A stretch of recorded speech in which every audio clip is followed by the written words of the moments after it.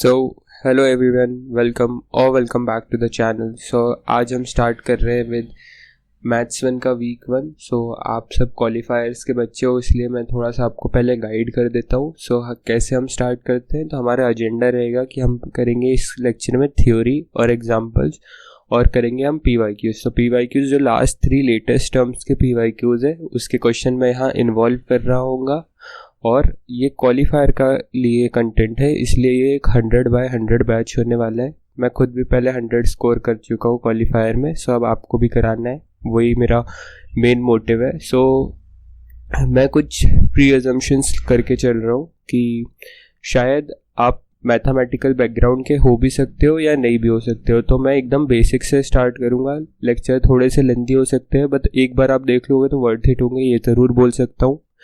तो 100/100 सीरीज़ है, तो मैं हार्ड और इजी दोनों चीज़ें कराऊंगा। सो आपको हार्ड से डरना नहीं है, ठीक है। और अगर कोई ऑलरेडी मैथमेटिकल बैकग्राउंड से या उसका मैथ्स बहुत टेक्निकली साउंड है तो आप इसे TX पे भी देख सकते हो, बट अगर किसी का 10th के बाद मैथ्स नहीं पढ़ा है तो आप इसे 1X पर देखो।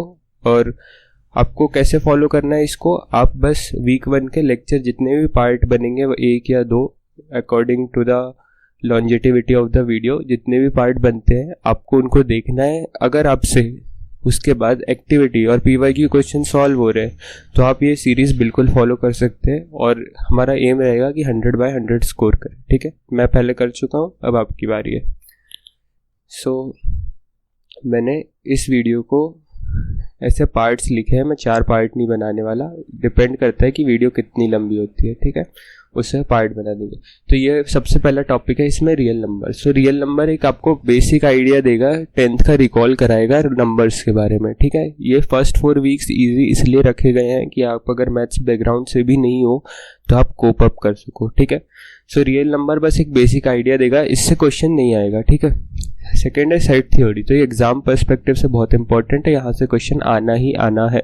हाँ, तो भैया वीक 1 के कहाँ से क्वेश्चन आएगा, एक आएगा सेट थ्योरी से और एक आएगा यूनियन एंड इंटरसेक्शन से। यहाँ 4 to 8 मार्क्स का आ सकता है और यहाँ 4 to 6 मार्क्स का आ सकता है। हाँ भैया, पेपर लीक कर रहे हो, हाँ। तो ये एक्सपीरियंस है कि एक क्वेश्चन यहाँ से आएगा और एक क्वेश्चन यहाँ से आएगा, ठीक है। फंक्शन से क्वेश्चन नहीं पूछे गए, बट ये बहुत इंपॉर्टेंट है आपके आगे के वीक्स के लिए। सो सारे टॉपिक्स इंपॉर्टेंट है, और अगर आप मैथ्स बैकग्राउंड से नहीं है तो फिर तो बहुत ही इंपॉर्टेंट है, ठीक है। सो एक क्वेश्चन यहाँ से आने वाला है सेट थ्योरी से, और एक यूनियन इंटरसेक्शन। ये कोई टॉपिक आप वीक 1 के लेक्चर देखोगे तो मिलेगा नहीं, पर इससे क्वेश्चन बनते हैं, इसलिए मैंने इसको कवर करा है, ठीक है। आप देखोगे तो ये कहीं नहीं मिलेगा। सो मैं एक बार फिर से बोल दे रहा हूँ, वीडियो लेंथी ज़रूर हो सकते हैं बट वर्थ इट होंगे। इतना डीप में वीक 1 किसी ने भी कवर नहीं करा होगा, that I can assure you of, ठीक है। चलो अब स्टार्ट करते हैं, बहुत बातें कर ली। सो पार्ट 1, पहले हम नंबर्स के बारे में बात करते हैं। सो रियल नंबर्स, यहाँ लोगो था इसलिए छुपाया है। तो नंबर्स क्या, रियल नंबर्स में क्या क्या आएंगे, सारे नंबर जो एग्जिस्ट करते हैं। आप जो भी नंबर के बारे में सोच पा रहे हो वो सारे नंबर, -1, -10, √3, √5, 2.999, 9.222, जो जितने भी नंबर्स हैं जो सारे एग्जिस्ट करते हैं वो आते हैं रियल नंबर में। भैया रियल नंबर के अलावा भी कुछ होता है क्या? हाँ, तो भाई इमेजिनरी नंबर होते हैं, बट वो हमारे सिलेबस के अंदर नहीं है, ठीक है। इमेजिनरी नंबर में कुछ नहीं होता है, रूट के अंदर नेगेटिव आ जाता है, ठीक है। सो ये अभी हमारे स्कोप के बाहर है, तो अभी आपको इसको नहीं पढ़ना है, ठीक है। रियल नंबर्स फर्दर किस डिवाइडेड में होते हैं, रैशनल नंबर और इरेशनल नंबर। भैया रैशनल नंबर क्या होता है, पहले ये होता है non terminating and non repeating.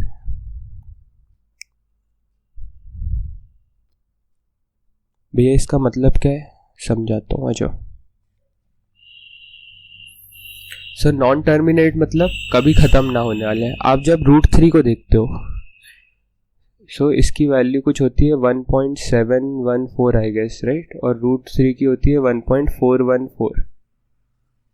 तो इसके बाद ये चलते ही जाता है, इसकी वैल्यू कभी एंड नहीं होने वाली। सो टर्मिनेट मतलब ना होना मतलब कभी वैल्यू ख़त्म ना होना, तो इसके बाद हर वैल्यू आगे बढ़ते ही जाएगी। आप √3 की वैल्यू कभी भी कंप्लीटली नहीं लिख सकते, इसके आगे बढ़ती ही जाएगी और कभी एंड नहीं होगी। नॉन रिपीटिंग का मतलब क्या है, कोई एक पैटर्न फॉलो ना हो रहा हो। जैसे मैं लिख दूं अगर 1.7 17171। सो आप देख रहे हो ये वाला जो नंबर है ये रिपीट होते जा रहा है। तो आपने इसको 10th में पढ़ा भी होगा, इस पर हम बार लगा देते थे। सो ये चीज़ें नहीं होना चाहिए, नंबर रिपीट नहीं होना चाहिए, ठीक है। अगर नंबर रिपीट हो रहा है तो वो इरेशनल नहीं है। तो ये नंबर रिपीट नहीं होना चाहिए और टर्मिनेट भी नहीं होना चाहिए, ख़त्म भी नहीं होना चाहिए और ऐसा कोई रिपीट भी नहीं होना चाहिए। भैया रिपीटिंग का एक और एग्जांपल बता दो। सो 1.982, ठीक है। तो इसके बाद आप 8282 को कर सकते हो या 982 को कर सकते हो या सिर्फ 2 को कर सकते हो, कुछ को भी कर सकते हो। सो भैया ये अब यहाँ रिपीट होने लग गया, तो इसको आप ऐसा लिख सकते हो 1.982 पे बार मतलब ये रिपीट होते जाएगा नंबर आगे, ठीक है। अब आते हैं हम रैशनल नंबर से। भैया रैशनल नंबर्स क्या होते हैं? वो सारे नंबर जिनको आप p/q के फॉर्म में लिख सकते हो, ठीक है। 2/3, 9/8, 1/2, ये सारे नंबर। q 0 नहीं होना चाहिए, ठीक है। एक ये कंडीशन है। भैया क्यों नहीं होना चाहिए? आप 1/0 लिखते हो, ठीक है। तो anything divided by 0 in mathematics is not defined, ठीक है। हाँ 0 नहीं होता है भाई, नॉट डिफाइंड होता है ना। सो आप किसी भी नंबर को, किसी भी चीज़ को 0 से डिवाइड करोगे तो वो नॉट डिफाइंड है, ठीक है। सो इसलिए आपको q को 0 नहीं रखना है, बाकी आप उसको सारी चीज़ें रख सकते हो। और रैशनल नंबर को हम q से रिप्रेजेंट करते हैं। तो रैशनल नंबर में क्या आ सकते हैं? Non integer rational number. Non integer मतलब भैया जैसे 2/3। सो ये क्या इंटीजर है? नहीं, इसकी वैल्यू आएगी 0.6666 और 7 आखिरी में आप लिख सकते हो, ठीक है।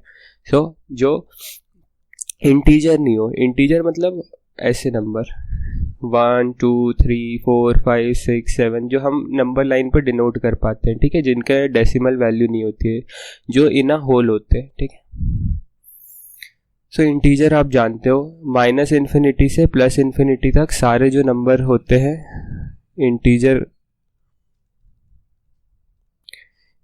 को z से रिप्रेजेंट करा जाता है। सो -∞ से आप जो भी नंबर सोच पा रहे हो, -10, -9, -8, हाँ बट ये डेसिमल में नहीं होना चाहिए, ठीक है। 0 1 2 टिल इन्फिनिटी, ये सारे होते हैं हमारे इंटीजर्स, ठीक है। अब इंटीजर को सब कैटेगराइज करा जाता है इनटू नेगेटिव नंबर और होल नंबर। नेगेटिव नंबर मतलब भैया -∞ टू -1, ठीक है। सो ये सारे नंबर्स नेगेटिव है, इसलिए इसको नेगेटिव नंबर बोला जाता है। और होल नंबर क्या होता है भैया? होल नंबर होते हैं वैल्यूज फ्रॉम 0 टू इन्फिनिटी, ठीक है। ये होता है होल नंबर, ठीक है। 0 से इन्फिनिटी तक जितने भी नंबर है विदाउट डेसिमल वाले वो हमारे होल नंबर है। और जो 1 से इन्फिनिटी तक नंबर है, ठीक है, 1 से इन्फिनिटी, होल नंबर में क्या होता है? होल नंबर में होता है 0 और नेचुरल नंबर, ठीक है। नेचुरल नंबर होते हैं 1 टू इन्फिनिटी और होल नंबर में एक और क्या चीज़ ऐड हो जाती है? एक 0 ऐड हो जाता है, ठीक है। तो नेचुरल नंबर है 1 टू इन्फिनिटी, ठीक है, और होल नंबर हो जाता है 0 टू इन्फिनिटी, ठीक है। सो नेचुरल नंबर है 1 टू इन्फिनिटी।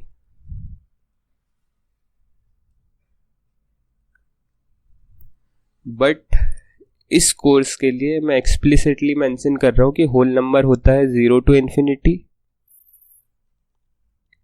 और नेचुरल नंबर होता है 1 टू इन्फिनिटी, ठीक है। अगर आप नेचुरल नंबर में 0 भी ऐड कर दो तो वो होल नंबर बन जाएगा और नेगेटिव नंबर आप यहाँ देख ही सकते हो, ठीक है। बट इस जो हमारा क्वालिफायर है या ये जो कोर्स कर रहे हैं हम डेटा साइंस के लिए, इसमें IIT मद्रास ने नेचुरल नंबर में 0 इंक्लूड करा है, ठीक है। सो नेचुरल नंबर को इंक्लूड करा है इन इंक्लूडेड 0, ठीक है। सो आपको इंक्लूड इस कोर्स के लिए करना पड़ेगा, नहीं तो आपके क्वेश्चन गलत हो सकते हैं, ठीक है। तो इस कोर्स के लिए नेचुरल नंबर होने वाला है 0 टू इन्फिनिटी, ठीक है। मैं एक्सप्लिसिटली मेंशन कर रहा हूँ सिर्फ इस कोर्स के लिए, अदरवाइज वो होल नंबर होता है, ठीक है। सो अब आप डेफिनेशन पढ़ सकते हैं IITM की। सो set of natural number denoted by n, और इन्होंने 0 इंक्लूड करा है, ठीक है। 0 टू इन्फिनिटी सारे number, the set of natural numbers include 0, ठीक है। सो इन्होंने इंक्लूड करा है, तो आपको भी इतना याद रखना है कि नेचुरल नंबर में इस कोर्स के लिए हम 0 इंक्लूड करेंगे। इंटीजर वही -∞ टू +∞, सारे वैल्यूज जो डेसिमल में नहीं होते हैं, ठीक है। रैशनल नंबर वो सारे नंबर जिनको आप p/q के फॉर्म में लिख पाते हो, और Q नॉट इक्वल टू 0 हो, ठीक है। इर्रेशनल नंबर की इन्होंने डेफिनेशन दी है, जो रैशनल नहीं हो वो इर्रेशनल हो जाएंगे, बट मैंने आपको समझा दिया है ये होना चाहिए non terminating and non repeating, ठीक है। अब आपने नंबर्स सीख लिए, अब नंबर्स पे कुछ अरिथमेटिक ऑपरेशन किए जा सकते हैं। अरिथमेटिक ऑपरेशन मतलब भैया प्लस माइनस इनटू डिवाइड, और मॉड्यूलो नया है, ठीक है। तो प्लस आपको आता ही है, तो मैं ज़्यादा कुछ सिखाने नहीं वाला हूँ। 5 + 2 7, सब्सट्रैक्शन में माइनस हो जाएगा, मल्टीप्लिकेशन में मल्टीप्लाई हो जाता है, डिवीजन में डिवाइड हो जाता है। मैं आपको सिखाता हूँ मॉड्यूलो, है ना। मॉड्यूलो मतलब होता है, ऐसे इसको रिप्रेजेंट करते हैं, ये देता है रिमाइंडर, ठीक है। सो जैसे यहाँ लिखा है एग्जाम्पल में 10, इसको आप मॉड्यूलो को ही शॉर्ट फॉर्म में लिखते हो मॉड, ठीक है। सो लिखा है 10 mod 3, सही है। सो इसका मतलब ये होता है जब आपको 10 को 3 से डिवाइड करोगे, सो अब इसको डिवाइड करो, 3 3 = 9, कितना बचा 1। सो ये जो रिमाइंडर बचता है यही हमारा आंसर होता है मॉड फंक्शन का। तो 10 डिवाइडेड बाय 3 का, 10 mod 3 का डिवाइडेड बाय नहीं भाई मॉड, ठीक है, परसेंटेज साइन जैसा कुछ रहता है। सो 10 mod 3 का जो आंसर आएगा वो होगा 1। तो ये क्या देता है, ये है रिमाइंडर फंक्शन। सो ये हमेशा रिमाइंडर देता है, ठीक है। समझ गए, कोई प्रॉब्लम? और एक ले लो, 9 को मैं 8 से डिवाइड करूँ, सो कैसे लिखूँगा इसको, 9 mod 8, ठीक है। 9 को डिवाइड कर रहा हूँ विद, डिवाइड नहीं मॉड्यूलो ले रहा हूँ फ्रॉम 8, ठीक है। सो 8 बन जा 8, ठीक है। सो यहाँ बन जाएगा, सो 9 mod 8 का आंसर क्या आएगा, ये आएगा 1, ठीक है। सो आप कोई भी नंबर ले सकते हो और उसका मॉड्यूलो कैलकुलेट करने की कोशिश कर सकते हो, ठीक है। सो हाँ, पहले एक क्वेश्चन कर लो यहाँ और फिर आगे बढ़ते हैं। सो ये बोल रहा है if x mod 3 is equal to 1, so x को डिवाइड कर रहा है नंबर 3 और वहाँ से हमें वैल्यू जो रिमाइंडर मिल रहा है वो आ रहा है 1, ठीक है। और जो x mod 7 है, सो x को जब 7 डिवाइड कर रहा है, सो उसका हमें रिमाइंडर मिल रहा है 4। भैया इसका बेस्ट अप्रोच क्या होगा, तो हमें सारी पॉसिबल वैल्यूज ऑफ, ये मल्टीपल आंसर है ना, r लिखा है, सो एक से ज़्यादा आंसर पॉसिबल है, तो सारी वैल्यू ऑफ x बताना है, ठीक है। तो सबसे बढ़िया चीज़ है इसमें वैल्यू पुटिंग करके देख लो, आप सारे ऑप्शन वाइज चेक कर लो। सो 25 को जब आप 3 से डिवाइड करोगे तो 3 8 = 24, क्या आपको 1 रिमाइंडर मिल रहा है, यहाँ तो मिल रहा है, बट ये एंड है ना, तो एंड के लिए ये भी ट्रू होना चाहिए और ये भी ट्रू होना चाहिए, तो दोनों सही होना चाहिए ना, एक सही नहीं होना चाहिए, एक अकेला सही नहीं होना चाहिए, दोनों सही होना चाहिए। 7 से आप जब x को डिवाइड करोगे, x की वैल्यू क्या ले रहे हैं फर्स्ट ऑप्शन के लिए 25, सो 7 3 = 21, सो 4 रिमाइंडर बच रहा है, मतलब यहाँ 4 बच रहा है, यहाँ 1 बच रहा है, तो ये वाला ऑप्शन सही है। 34 चेक कर लो, 3 से करोगे तो 10 11 = 33, सो यहाँ 1 बच रहा है, अगेन 7 से कर लो, 7 5 = 35, 7 4 = 28, सो यहाँ बच रहा है 6, तो यहाँ 4 बचना चाहिए था according to the question, but यहाँ बच रहा है 6, तो ये ऑप्शन एलिमिनेट हो जाएगा, ठीक है। 58 3 से करो, सो 1 = 3, यहाँ बच जाएगा 28, 9 = 27, ठीक है। सो यहाँ अगेन रिमाइंडर बच रहा है 1, और 58 को आप जब 7 से करोगे तो 7 8 = 56, राइट। हाँ, सो यहाँ बच रहा है 2, बचना कितना चाहिए था 4, तो ये ऑप्शन भी गलत हो जाता है। आप ये वाला 67 चेक कर लेना, ठीक है।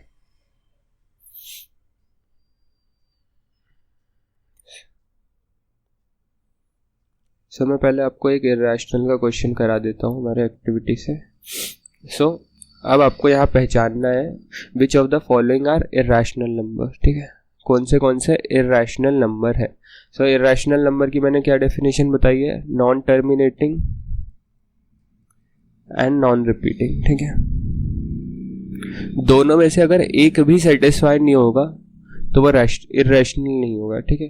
तो यहाँ तो ये टर्मिनेट हो गया, इसके आगे ऐसे डॉट डॉट डॉट नहीं लगे, ठीक है, 2.999 बस इतनी ही वैल्यू है, तो ये तो टर्मिनेट हो गया। सो ये वाली कंडीशन सेटिस्फाइड नहीं हुई, सो ऑब्वियसली ये इनकरेक्ट होगा, ये इरेशनल नहीं होगा। इसको चेक करो।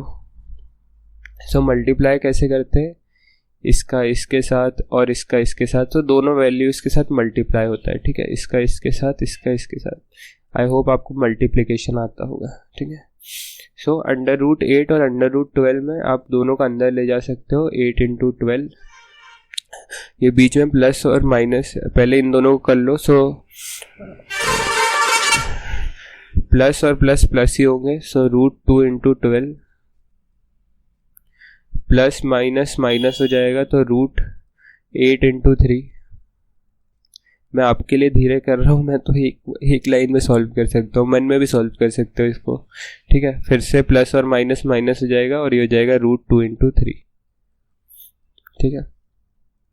सो 8 9 12 8 96 आई गेस, प्लस ये हो जाएगा √24, ये हो जाएगा 8 3 24, सो ये हो जाएगा -24, जाएगा -√6।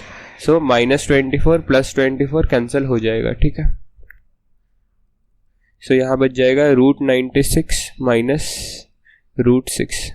इसका आप थोड़ा सा फर्दर सिंप्लीफाई कर सकते हो, बट मेरे को ऐसा कुछ नहीं दिख रहा कि यहाँ से आप आंसर इंटीजर में ला सको, ठीक है। इसको हाँ थोड़ा सा फर्दर सिंप्लीफाई कर सकते हो, 6 को लिख सकते हो 2 × 3, तो 6 तो नहीं होगा, 96 को 2 से कर सकते हो, तो ये जाएगा 48, 2 से 24, 2 से 12, हाँ ये सिखा रहा हूँ, एक सेकेंड रुक जाओ, 2 से 6, 2 से 3 और 3 से 1, ठीक है। सो ये 6 का एज इट इज रख देता हूँ और इनको बाहर निकाल लेता हूँ। सो ये हो जाएगा 2 × 2 4, सो 4√6 -√6, तो आप √6 कॉमन ले लो, तो ये जाएगा 4 - 1, सो ये जाएगा 3√6, ठीक है। तो भैया ये क्या मेरे को रूट में आंसर आ रहा है और उसके आगे वैल्यू मल्टीप्लाइड है, ठीक है। सो ये ऑब्वियसली आप जब इसका आंसर निकाल तो नहीं सकते, बट रूट के जो मोस्टली वैल्यूज रहती है वो होती है नॉन टर्मिनेटिंग और नॉन रिपीटिंग, √2 √3 √4, और उसी का आप 2 टाइम्स भी कर दो तो भी वो नॉन टर्मिनेटिंग नॉन रिपीटिंग ही रहेगा। सो ऐसे ही √6 भी इर्रेशनल है और उसको आप 3 से मल्टीप्लाई भी कर दो तो भी वो इर्रेशनल ही रहेगा, ठीक है। सो ये वाला ऑप्शन सही हो जाएगा। थर्ड ऑप्शन पे आते हैं। सो √8 + √2 अपॉन √8 -√2। तो एक चीज़ आपको 10th या 8th क्लास में सिखाई होगी कि जब भी डिनोमिनेटर में रूट रहता है तो हम उसे रैशनलाइज करते हैं। तो रैशनलाइज कैसे होता है, ये बीच वाली जो वैल्यू है इसकी अपोजिट वैल्यू यहाँ लिखेंगे, तो यहाँ माइनस है तो यहाँ प्लस लिखेंगे, अगर यहाँ प्लस होता तो यहाँ माइनस लिखते हैं ना। तो √8 + √2 अपॉन √8 + √2, ठीक है। सो अब आप इसको सॉल्व कर सकते हो। तो देखो नीचे क्या लिखा है, ये है अगर √8 को मैं a अज्यूम करूँ और √2 को b, सो ये लिखा है a - b और मल्टीप्लाई किसके साथ हो रहा है, इनटू a + b के साथ। तो ये एक आइडेंटिटी होती है a - b into a + b, that is a² - b²। और ऊपर क्या लिखा है, √8 + √2 का होल स्क्वायर, सही है। एक बार है, 2 बार है, तो 2 बार है, 2 स्क्वायर आ गया, ठीक है। हाँ इसको डायरेक्ट भी मल्टीप्लाई कर सकते हो, मैं स्क्वायर ले लिया, कोई फ़र्क नहीं पड़ता। √8 से मल्टीप्लाई करो √8 को, फिर √2 को, फिर √2 से मल्टीप्लाई करो √8 को, √2 को, सेम ही बात है, ठीक है। सो अब यहाँ है a², तो √8 का स्क्वायर माइनस b² क्या है, √2 का स्क्वायर, ठीक है। ऐसा भी सोच सकते हो कि रूट और स्क्वायर एक दूसरे के इन्वर्स होते हैं, या रूट का मतलब होता है raised to the power 1/2। अगर मैं √8 लिख रहा हूँ तो ये ऐसा है 8 raised to the power 1/2, और जब इसका स्क्वायर कर देते हैं हम तो ये दोनों कैंसिल हो जाएंगे, ठीक है। सो रूट से स्क्वायर कैंसिल हो जाएगा यहाँ, और ऊपर आइडेंटिटी लगा सकते हो a² + b² + 2ab। भैया ये कैसे, तो ये है a + b का होल स्क्वायर, ठीक है। सो a² क्या होगा, √8 का स्क्वायर, सो अब मैं डायरेक्टली लिख रहा हूँ 8, और √2 का स्क्वायर 2, 2ab क्या होगा भैया, 2 एज इट इज, a क्या है, √8 है, और b क्या है, √2 है ना। तो √8 और √2 का मैं एक साथ अंदर मल्टीप्लाई कर लेता हूँ, और नीचे क्या हो जाएगा, ये हो गया 8 और ये हो गया -2, ठीक है। सो ऊपर कितना आ गया भैया, 8 और 2 10, सो 10 + 2 √16/16, 6, ठीक है। तो रूट 16 एक परफेक्ट स्क्वायर है, ठीक है। अगर परफेक्ट स्क्वायर नहीं होता तो आप डायरेक्टली बोल सकते हो नॉन टर्मिनेटिंग नॉन रिपीटिंग होगा, बट ये तो रूट 16 तो परफेक्ट स्क्वायर हो गया ना, इसकी वैल्यू तो हमको पता है 4 होती है, ठीक है। 4 का स्क्वायर करोगे तो 16 आता है, और 16 का रूट करोगे तो 4 आता है, ठीक है। तो यहाँ स्क्वायर लिख देता हूँ और यहाँ रूट लिख देता हूँ। तो अगर आप 4 का स्क्वायर करते हो तो वो कन्वर्ट हो जाता है इनटू 16, और 16 का अगर आप रूट ले लेते हो तो वो कन्वर्ट हो जाएगा 4 में, है ना। तो रूट 16 को आप 4 लिख सकते हो, आपको हाई होप इतना याद हो। तो 4 टू ज़ा 8 और प्लस 10 18/6 इक्वल टू 3। क्या ये इंटीजर नहीं आ गया भैया? ऑफ कोर्स आ गया, ये तो इंटीजर आ गया। तो ये तो टर्मिनेट भी हो जा रहा है और रिपीट भी नहीं कर रहा, सो ये इरेशनल हो ही नहीं सकता। सो ये ऑप्शन गलत हो जाएगा। ये ऑप्शन मैं आपके लिए छोड़ रहा हूँ, इसको रैशनलाइज करके देखना, आपको इंटीजर नहीं मिलेगा, ठीक है। आपको इंटीजर नहीं मिल पाएगा तो आपको ऐसा कुछ आंसर मिल जाएगा जहाँ रूट की वैल्यू हो जाएगी और रूट परफेक्ट स्क्वायर नहीं होगा, ठीक है, कि आप उसको इंटीजर में लिख लो, तो वो एक इरेशनल नंबर हो जाएगा, ठीक है। मेरे को इसका आंसर चाहिए कमेंट में, है ना, इंगेज करना है आपको, आ जाओ। सो आई होप आपको यहाँ तक समझ आया होगा। हाँ भैया, अब यहाँ आप क्या कर रहे थे 96 के साथ फैक्टराइजेशन, तो आप पहले ये भी सिखाओ हमको, बिल्कुल आ जाओ। सो अब आते हैं हम फैक्टर्स पे, ठीक है। सो फैक्टर्स कुछ नहीं होता है, हम बचपन से करने हैं। जैसे आपको बोला 6 का फैक्टर, ठीक है, तो 6 यहाँ लिखा और 6 का प्राइम फैक्टराइजेशन करना है। सो 6 के किसके टेबल में आता है? सबसे स्मॉलेस्ट नंबर 2 के टेबल में, है ना। 1 से तो ऑब्वियसली 6 ही आ जाएगा, तो हम 1 यूज़ नहीं करते हैं, ठीक है। तो 6 को डिवाइड करोगे आप 2 से तो 3 आएगा, और फिर 3 को डिवाइड करोगे 1 से तो 1 आ जाएगा, सही है। तो आप लिख सकते हो 6 को इक्वल टू 2 इंटू 3, सही बात है, ठीक है। सो आप ये बोल सकते हो 2 and 3 are the factors of 6। ये this 2 and 3 are factor of 6, ठीक है। तो फैक्टर्स मतलब जो उस नंबर को डिवाइड कर सकते हैं, ठीक है। 6 को 1 भी डिवाइड कर सकता है, तो 1 सबका फैक्टर होता है, ठीक है। 6 को अगर डिवाइड करो आप 1 से, सो 6 ठीक है। तो 6 का एक फैक्टर 1 भी है, ठीक है, और 6 का एक फैक्टर 6 भी है। आप 6 को भी तो 6 से भी डिवाइड कर सकते हो ना। सो ये दोनों तो सबके ही होते हैं, मतलब नंबर एंड इटसेल्फ। तो बाकी 2 फैक्टर्स ये 6 के हैं और ये तो सबके ही होंगे। 5 का 5 होगा और 1 होगा, 4 का 4 होगा और 1 होगा, ठीक है। बाकी ये फैक्टर्स है। तो आप फैक्टर्स क्या होते हैं? जो नंबर को डिवाइड कर सकते हैं, ठीक है। भैया ये क्या लिखा है? If b mod a equal to 0। So b mod a मतलब 6 mod 2 लिख दूँ अगर मैं यहाँ, तो ये क्या देता है? हमें देता है रिमाइंडर, ठीक है। सो आप 6 को जब 2 से डिवाइड करते हो तो 3 जा 6 हो जाएगा, सो रिमाइंडर 0 आ गया। इसका मतलब ये है कि ये इसका फैक्टर है, ठीक है। रिमाइंडर ऑब्वियसली 0 आएगा अगर ये इसको डिवाइड कर सकता है। 3 अगर 6 को डिवाइड कर सकता है तो रिमाइंडर 0 आएगा। 6 को अगर 2 डिवाइड कर सकता है तो रिमाइंडर 0 आएगा। सिमिलरली यहाँ सेकंड एग्जांपल में लिखा है 5 इज अ फैक्टर ऑफ 10। सो भैया 5 इज अ फैक्टर ऑफ 10, सो 10 को क्या 5 डिवाइड कर सकता है? बिल्कुल कर सकता है। 5 2 जा, सही बात है। तो पहले 2 से ले लेते हैं, क्या कर रहा हूँ मैं, सॉरी। सो 2 5 जा और 5 1 जा। सो 10 के क्या क्या फैक्टर है? 10 के फैक्टर है 2 और 5, ठीक है। सो ये दोनों फैक्टर है, ऑब्वियसली 1 और 10 तो रहेंगे ही, बट ये दोनों भी फैक्टर है 2 और 5, ठीक है। सो 5 इज अ फैक्टर ऑफ 10, सही बात है। सो आई होप ये आपको फैक्टर समझ आया होगा।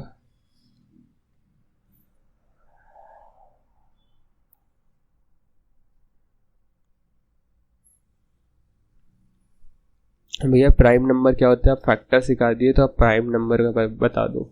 सो प्राइम नंबर वो नंबर्स होते हैं जिनके सिर्फ 2 फैक्टर हो। प्राइम नंबर जिनके सिर्फ 2 फैक्टर हो, एक हो 1 और एक हो द नंबर इटसेल्फ, ठीक है। सो इसके सिर्फ 2 फैक्टर होते हैं, एक तो होता है 1 और एक होता है द नंबर इटसेल्फ। आप सोच के देखो, आप 3 के फैक्टर सोच के देखो। 3 को क्या डिवाइड कर सकता है? 1 तो कर ही सकता है, 3 कर सकता है, 3 1 जा 3। और कोई नंबर 3 को डिवाइड कर सकता है? भैया नहीं कर सकता, ऑब्वियसली। 2 इसको डिवाइड नहीं कर सकता और इसके आगे तो बड़े हो गए, ठीक है। 4 तो इससे बड़ा हो गया, तो 0 से डिवाइड ही नहीं होगा, ठीक है। सो इसके सिर्फ 2 ही फैक्टर है, 1 और 3। सिमिलरली 5 के 2 फैक्टर है, 1 और 5। सो जिसके सिर्फ 2 फैक्टर हैं, एक है 1 और एक है द नंबर इटसेल्फ, तो वो होते हैं प्राइम नंबर। ठीक है, सो 2 चीज़ आप यहाँ याद रख सकते हो। The smallest prime number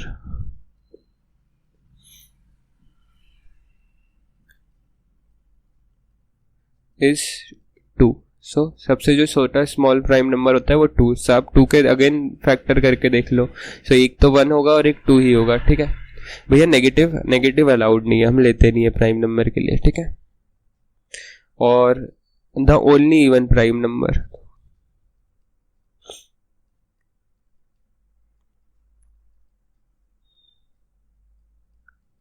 is 2 only.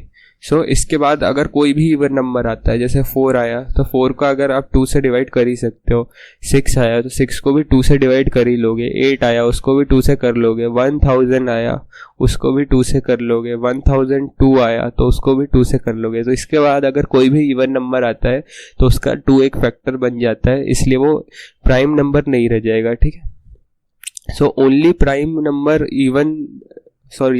even prime number is 2 and the smallest prime number is 2, और बाकी सारे ऑड प्राइम नंबर है ना। हाँ, 9 नहीं होगा क्योंकि 9 में एक फैक्टर 3 भी आ जाता है। ठीक है, सो बाकी सबके आपको फैक्टर निकालने हैं। अगर वो और नंबर इटसेल्फ और 1 होगा तो वो प्राइम नंबर है, नहीं तो नहीं। ठीक है, अच्छा सब अब आते हैं हम जीसीडी पे। भैया जीसीडी क्या है? Greatest common divisor. ये कुछ नहीं है, ये है एचसीएफ। तो आप जो बचपन में करते थे वही करना है। ठीक है, सो 9 के फैक्टर्स लिखो।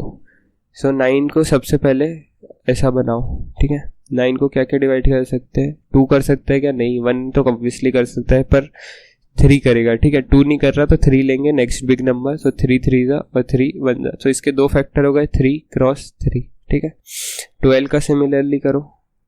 सो 12 को क्या डिवाइड करेगा? 2 कर सकता है, बिल्कुल कर सकता है। 6 को भी 2 कर सकता है, 3 को 1, तो 12 हो गया 2 इंटू 3। ठीक है, सो 3 का जो भी कॉमन फैक्टर है दोनों में आपको वो लेना है। ठीक है, तो इस दोनों में मेरे को कॉमन सिर्फ एक 3 दिख रहा है। अगर यहाँ ऊपर 2 होता या नीचे एक और 3 होता तो मैं वो ले लेता। दोनों में से आपको सिर्फ कॉमन लेना है। सो कॉमन क्या दिख रहा है आपको? कॉमन दिख रहा है 3। सो इसका जो जीसीडी हो गया या एचसीएफ होगा वो हो जाएगा 3। सिमिलरली 15, 45 का करके देखो भैया। 15 को डिवाइड करके दिखाओ। सो 3 5 जा 5 1 जा। ठीक है, सो 15 के जो फैक्टर्स है वो है 3 और 5। सिमिलरली 45 3 से 15 टाइम्स, 3 से 5 टाइम्स और 5 से 1 टाइम्स। ठीक है, सो 45 के क्या फैक्टर्स है? 3 इंटू 5। ठीक है, सो एक कॉमन फैक्टर तो हो गया 5 और एक कॉमन फैक्टर हो गया 3। सो आपको इन दोनों को मल्टीप्लाई करना पड़ेगा, 3 इंटू 5। ठीक है, सो ये दोनों कॉमन फैक्टर लेने हैं और इनको मल्टीप्लाई करना है।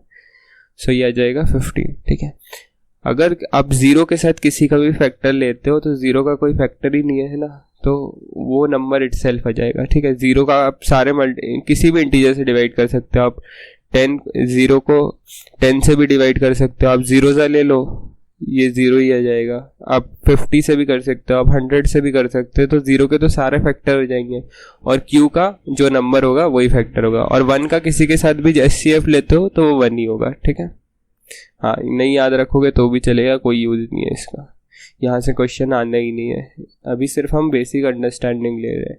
क्वेश्चन अभी सेट थ्योरी से आएंगे। तो चलते हम इसका ये क्वेश्चन कर लेते हैं। तो इन्होंने बोला है HCF ऑफ A and 4। सो मैं GCD लिखना प्रेफर नहीं करता हूँ, तो HCF ऑफ A and 4 2 दिया है और HCF ऑफ A, B दिया है 1। और एक कंडीशन यहाँ इन्होंने इम्पोज करी है that 4 is greater than A and A is greater than B, और A और B नेचुरल नंबर है। तो इस कोर्स के लिए वो 0 to इन्फिनिटी लाई करता है। ठीक है, तो मतलब A और B 0 से 4 के बीच में ही होंगे, क्योंकि छोटा है 4 से A और A से भी छोटा है B, तो ये कहीं ना कहीं 0 और 4 के बीच में A और B लाई कर रहे होंगे। ठीक है, तो अब पहले तो थोड़ा सा ऑप्शन एलिमिनेशन यूज करते हैं।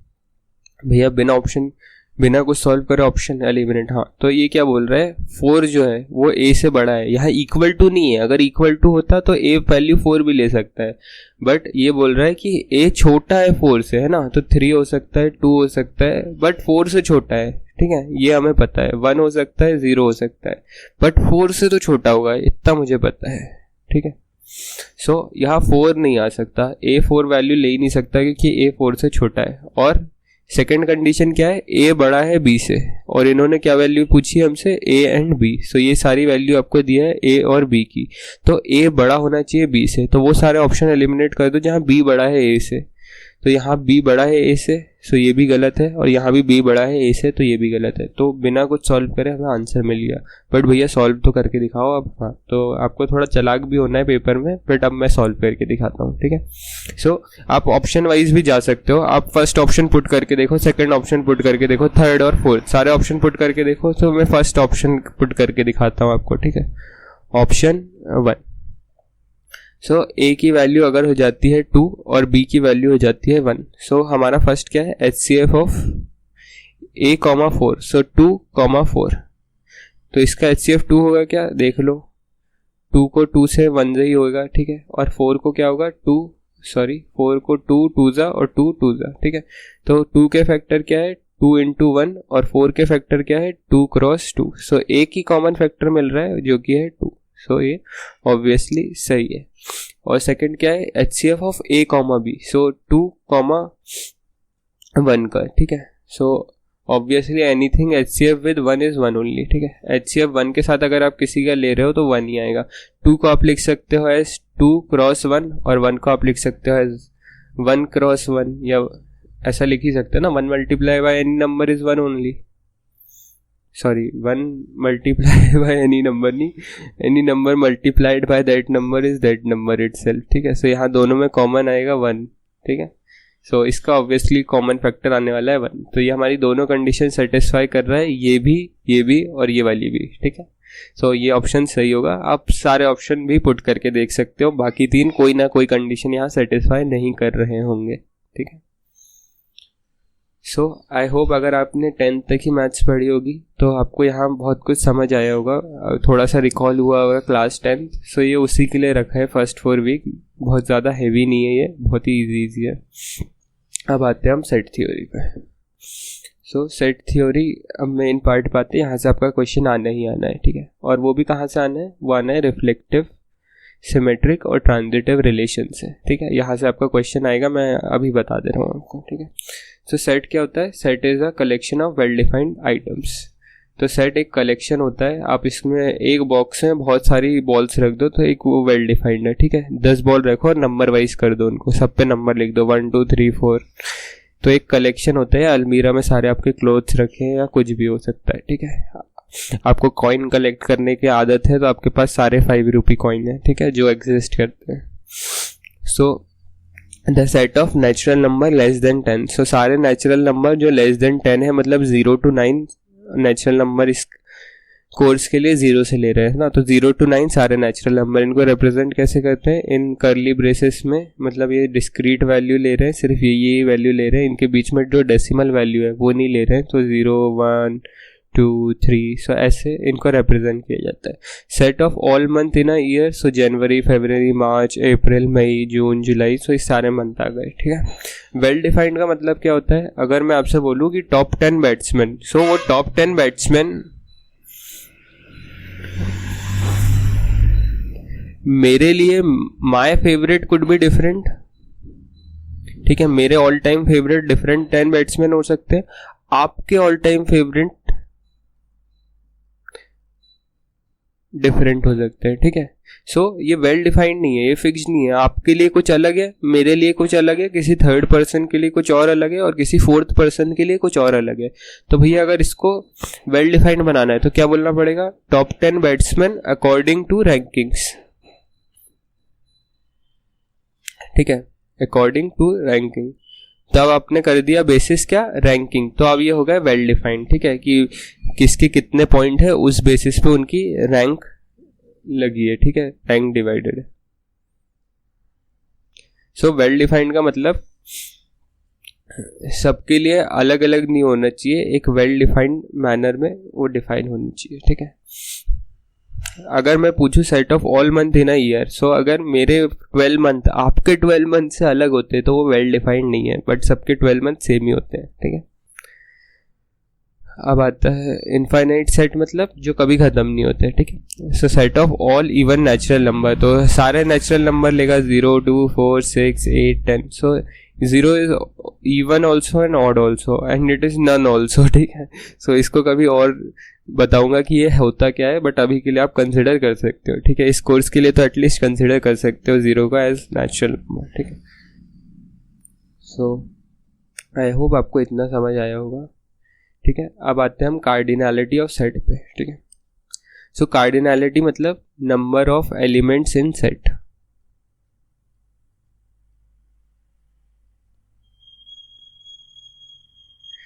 एक सेट में कितने एलिमेंट है भैया, यहाँ कितने गिनो, 1, 2, 3, 4, 5, 6, तो इसकी कार्डिनैलिटी क्या हो जाएगी 6।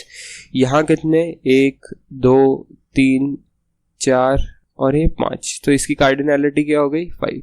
तो जितने भी नंबर ऑफ एलिमेंट रहेंगे वो होंगे उसका कार्डिनैलिटी सेट की, ठीक है।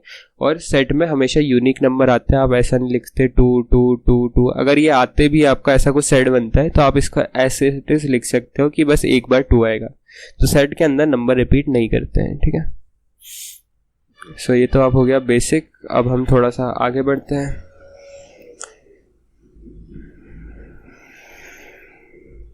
अब आते हैं सबसेट पे।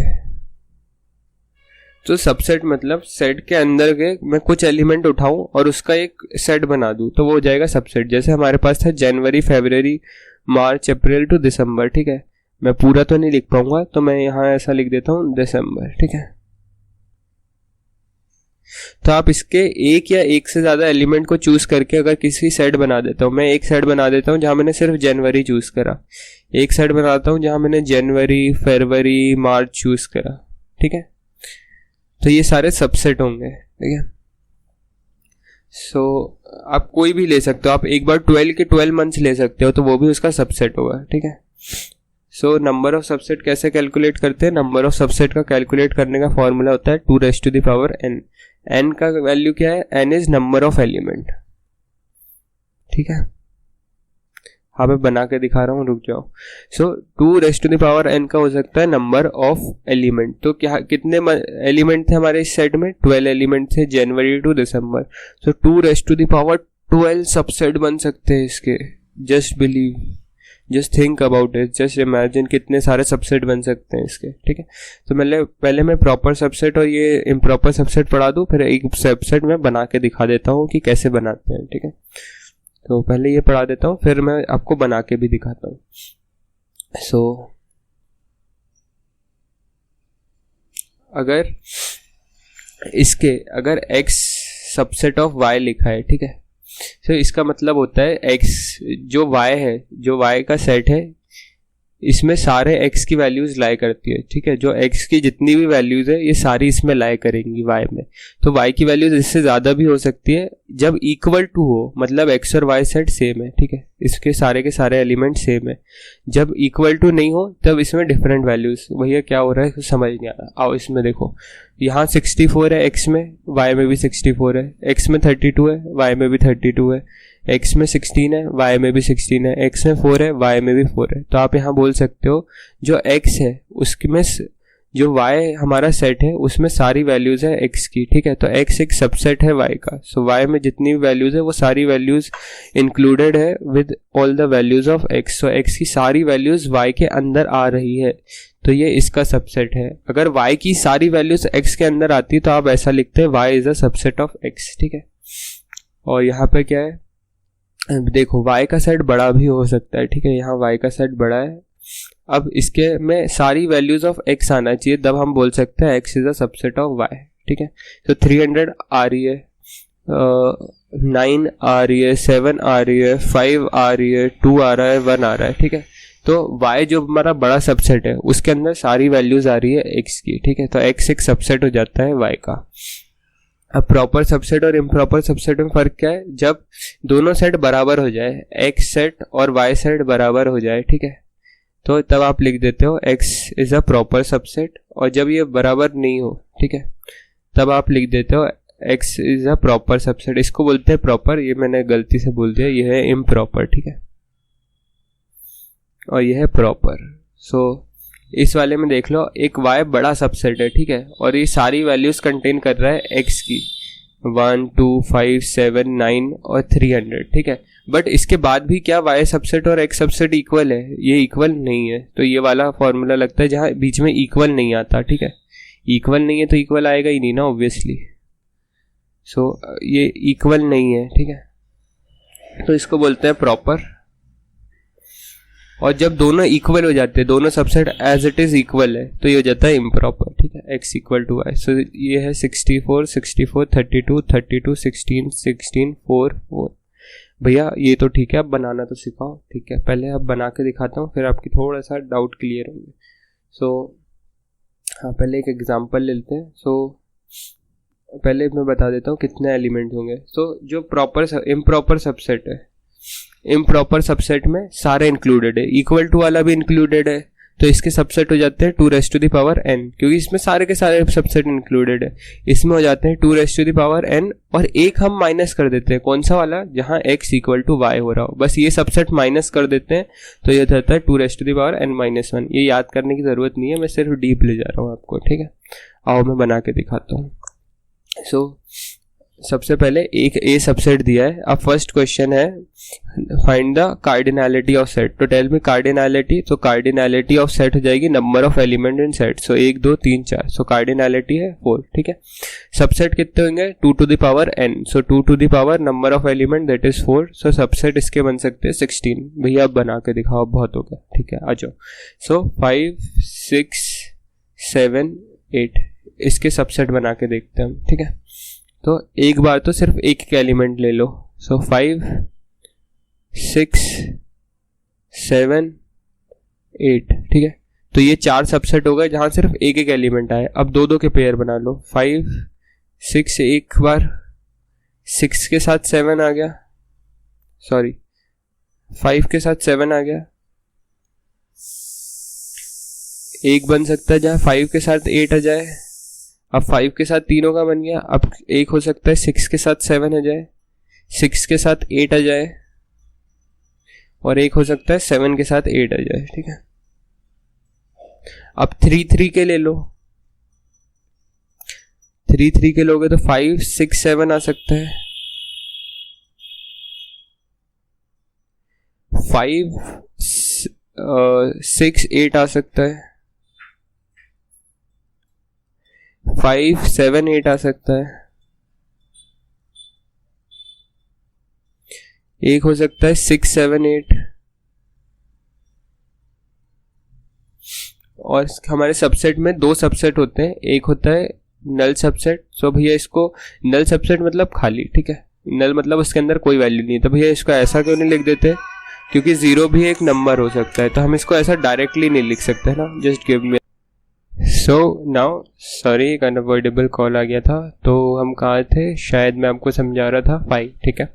सो फिर से स्टार्ट कर देते हैं 5 को।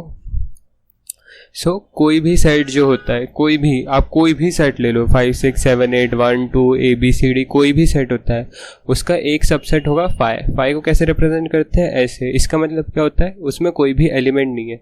इसको ऐसे क्यों नहीं लिखते? क्योंकि अगर मैं सेट ऑफ नेचुरल नंबर बोल रहा हूँ तो 0 एक एलिमेंट है, तो हम 0 नहीं लिख सकते, इसको ऐसे ही रिप्रेजेंट करते हैं, ठीक है। तो सारे जो भी सबसेट होगा उसका एक सबसेट 5 होता है, और एक सबसेट वो सेट खुद होता है। 5 6 7 8 का एक सबसेट खुद होगा 5 6 7 8, और एक होगा 5। ऐसे ही अगर मेरे पास होता 1 2 3, तो इसका एक फिक्स सबसेट होगा, एक सेकेंड, 1 2 3, सो इसका एक फिक्स सबसेट होगा 1 2 3, और एक फिक्स सबसेट होगा 5, है ना। 5 को सबसेट में नहीं डालते हैं, 5 को बाहर ही लिखते हैं, ठीक है। सो अब हम इसके केसेस बना रहे थे। सो 5 6 7 8 हो गया था, 2 टाइम्स से हो गए थे, 3 टाइम्स से हमने 6 7 8 कर लिया था, ठीक है। सो ये है 4 सबसेट इंडिविजुअली, एक एक 4, ये हो गए 6 और ये हो गए 4। सो टोटल हमारे कितने सबसेट बन रहे हैं? 2 to the power 4, that is 16 subset. सही है। सो अभी हमारे पास कितने हो गए? 4, 6, 10 और 14। सो नेक्स्ट 2 सबसेट कौन से होंगे? एक तो होगा हमारा 5 और एक सबसेट होगा 5, 6, 7, 8, दैट इज सबसेट इटसेल्फ। ठीक है। सो ये 2 सबसेट होंगे हमारे। वो यहाँ प्रॉपर सबसेट लिखा है तो प्रॉपर सबसेट में बस ये वाला हटा देना है, 2 to the power n-1। तो ये जो मेन है, जो एज इट इज है x इक्वल टू y जहाँ होता है हमारा, उसको हटा दो। सो वही एक माइनस कर रहे हैं 16 में से ये वाला केस, तो ये 2 to the power 15 हो गया। आई होप ये आपको समझ आएगा। एक और एग्जांपल ले लेते हैं, थोड़ा सा मैं इधर उधर चले गया था तो अब बेटर आपको समझ। सो इसके कार्डिनैलिटी बताओ। Cardinality would be 3। ठीक है। नंबर ऑफ एलिमेंट 3 है, तो इसके सबसेट कितने होंगे? सबसेट होता है 2 to the power n, 2 to the power 3। So ये होगा 8। कौन से 8 होंगे? देखो, एक बार तो आप ले सकते हो 1, एक बार ले सकते हो 2, एक बार ले सकते हो 3।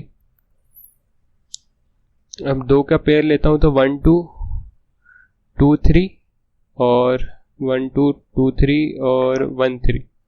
सो एक ये हो गया। ठीक है। सो 3 3 6 और 2 बचे, तो एक होगा 5 और एक होगा तीनों एलिमेंट जिसमें आ जाएंगे। ठीक है। सो ये सारे सबसेट पॉसिबल है। आई होप आपको ये समझ आया होगा। ठीक है। पावर सेट क्या होता है? पावर सेट आप जब सबसेट को ही, ये जितने भी सबसेट आए इसको एक सेट में डाल दो तो ये हो जाएगा पावर सेट। ठीक है। जैसे यहाँ इनने ए बी सी के सबसेट निकाले पहले, तो सबसेट क्या निकाल सकते हैं? एक 5 निकल सकता है, खाली सेट, इसको ही लिखते हैं 5। ठीक है। एक हो सकता है ए, एक हो सकता है बी, एक हो सकता है सी, एक ले लो आप ए बी, ठीक है, कॉमा आएगा बीच में, एक होगा ए सी और एक मैं वर्ड नहीं बोलूँगा, बी एंड सी। ठीक है। और क्या हो सकता है? एक हो सकता है ए बी और सी। सो ये 8 सेट पॉसिबल है, 2 to the power 3 obviously, that is 8। सो अगर आप इन सबको सेट में डाल देते हो एक, तो वही बन जाता है आपका पावर सेट। सो इस सबको एक सेट में डाल दिया है और ये है उसका पावर सेट। ठीक है। सो इसको P of A से रिप्रेजेंट करते हैं। अब आते हैं हम सेट को रिप्रेजेंट कैसे करते हैं। तो सेट को रिप्रेजेंट करने के मेनली 2 तरीके हैं, एक है रोस्टर फॉर्म और एक है सेट बिल्डर फॉर्म। सो रोस्टर फॉर्म में आप कुछ नहीं, आप ये सिर्फ ब्रैकेट लेते हो और इसमें एक के बाद एक नंबर लिख देते हो, 1 2 3 4 5। ठीक है। ऐसे आप नंबर लिखते हो। सो इसको, बट अगर आपके पास 100 200 300 नंबर आ जाए तो हम कब तक ये ऐसा सेट लिखते रहेंगे? तो उस कंडीशन में हम इस नोटेशन का यूज़ करते हैं। तो यह है सेट बिल्डर नोटेशन। सो सेट बिल्डर नोटेशन में क्या होता है? हम एक सेट लेते हैं, तो एक सेट है, अब ये जो वैल्यू है यहाँ जो मेंशन की है, ये वैल्यू हम लिखते हैं। ठीक है। ये मेन वैल्यू है जो हम लिखेंगे, तो अब इस पर हम लगाते हैं सच दैट। या तो लाइन से भी दिया हो सकता है या कॉमा से भी दिया हो सकता है, ये दो डॉट कोलन बोलते हैं इसको, या तो लाइन से भी दिया हो सकता है, ये दोनों पॉसिबल है। तो हम वैल्यू ले रहे हैं एक्स की सच दैट, फिर हम लगाते हैं ये 2 कंडीशन एंड के या कॉमा से यूज करके। तो हमें x की वैल्यू लेना है सच दैट ये कंडीशन सेटिस्फाई हो रही हो। तो पहली कंडीशन क्या है? x 8 से छोटा होना चाहिए और x belongs to real number. तो x रियल नंबर को बिलोंग करना चाहिए और x 8 से छोटा होना चाहिए। तो इसका अगर मुझे आंसर लिखना हो तो कैसे लिखूंगा? ब्रैकेट, ये क्या रिप्रेजेंट कर रहा है? मुझे x की वो सारी वैल्यू लेना है, all x such that x is less then 8। तो x 8 से छोटा होना चाहिए और मुझे लिखना क्या है? वही x की वैल्यू लिखनी है जो x 8 से छोटा हो और x belongs to real number. ठीक है। सो रियल नंबर से बिलोंग कर रहे हैं, मतलब -∞ से आप सारी वैल्यू टिल 8 तक ले सकते हो। ठीक है। तो इसमें -∞, 7 8, सो सारी वैल्यूज ये आती जाएंगी। ठीक है। क्योंकि बिलोंग्स टू रियल नंबर है तो रियल नंबर में तो -∞ भी आएगा, डेसिमल वैल्यूज भी आएगी। ठीक है। अगर इंटीजर होता तो सिर्फ इंटीजर लेते। ठीक है। सो इसलिए ये वाले ब्रैकेट लगाना पड़ रहा है मुझे। सो दोनों तरफ ओपन लगा देता हूँ, -∞ से 8 तक। आई होप ये आपको समझ आएगा। अब इसको देखते हैं। तो ये बोल रहा है एक ए सेट है जहाँ आपको सेट बनाना है, आपको लेना है value of x such that x should belong to natural number. So natural number कहाँ से होते हैं? 0 to इन्फिनिटी। ठीक है। 0 इंक्लूडेड है इस वाले कोर्स के लिए, या मैं आपको बहुत बार याद दिला चुका हूँ। और x की वैल्यू कहाँ से कहाँ रेंज करनी चाहिए? 1 से 5 तक। तो 1 के इक्वल होगी, तो एक तो आ गया 1, एक 2 हो सकती है 1 और 5 के बीच में, एक 3 हो सकती है, एक 4 हो सकती है और 5 हो सकती है। इनके बीच में डेसिमल वैल्यू क्यों नहीं ले रहे? x belongs to natural number, so x एक इंटीजर है, ठीक है। सो आई होप आपको ये समझ रहे होगा। सो ऐसे 2 वेज होते हैं रिप्रेजेंट करने के। अब आते हैं हम जहाँ से आपका क्वेश्चन आने वाला है ना, गारंटेड आपका यहाँ से क्वेश्चन आने वाला है। सो अब आते हैं हम रिलेशन। तो रिलेशन में सबसे पहले होता है कार्टेशियन प्रोडक्ट, सो x और y, ठीक है। आप कह रहे आपके पास 2 सेट है, एक सेट है x और एक सेट है y। तो अगर आप उनका कार्टेशियन प्रोडक्ट लेते हो या उनका बीच में रिलेशन डिफाइन करते हो, सपोज आपका सेट एक a सेट है a, b, ठीक है, और b सेट है 1 2 3। सो अगर मैं a रिलेटेड टू b लिखूंगा सो वो होगा a क्रॉस b, ठीक है। और a क्रॉस b में आपको a का एलिमेंट फर्स्ट लिखना है क्योंकि a पहले है, और b का एलिमेंट बाद में लिखना है। लिखते कैसे हैं? ऑर्डर्ड पेयर कैसे होंगे? a के साथ आपको जितनी सारी वैल्यू है वो सारी लेनी है, फिर b के साथ जितनी वैल्यूज है वो सारी लेनी है। सो a के साथ सबसे पहले मैं इसकी फर्स्ट वैल्यू लूंगा 1, ठीक है। अब सेकंड वाले पर जाते हैं, a के साथ इसकी सेकंड वैल्यू लूंगा तो a2, a के साथ इसकी थर्ड वैल्यू लूंगा a3, b के साथ इसकी फर्स्ट वैल्यू लूंगा, b के साथ उसकी सेकंड वैल्यू लूंगा और b के साथ ही उसकी थर्ड वैल्यू भी लूंगा, ठीक है। सो ऐसे होता है। सो अगर ये b क्रॉस a होता, ठीक है, b रिलेटेड टू a होता, b क्रॉस a होता, तो पहले आप वैल्यू लोगे b की, ठीक है। तो इसमें क्या बनते? आप लोगे 1 के साथ जितनी सारी वैल्यू पॉसिबल है वो सारी लेना है। तो 1 के साथ a पॉसिबल है, 1 के साथ b पॉसिबल है, और कोई पॉसिबिलिटी है? नहीं है। 1 के साथ अब सॉरी ये वाला ब्रैकेट आएगा। अब 1 खत्म हो गया, 1 के साथ सारी पॉसिबिलिटी आ गई। अब आते हैं हम 2 पे। सो 2 के साथ आ सकता है a और 2 के साथ आ सकता है b। सिमिलरली 3 के साथ आएगा a और 3 के ही साथ आएगा b, ठीक है। तो ये सारी पॉसिबिलिटी है। और इसमें जो हमारा a,1 है और 1, a है, ये डिफरेंट होंगे, ठीक है। इसमें ऑर्डर मैटर करता है, रिलेशन में ऑर्डर मैटर करता है। आप a,1 लिखते हो तो वो 1, a के इक्वल नहीं होगा। So order is important in relation, तो ये नोट लिख लेना, order is very important in a relation, ठीक है। ऑर्डर एक बहुत इंपॉर्टेंट चीज़ है। तो 1, a और a,1 इक्वल नहीं होंगे। सिमिलरली a,2 और 2, a इक्वल नहीं होंगे, b,1 और 1, b इक्वल नहीं होंगे, और ऐसे ही सारे, ठीक है।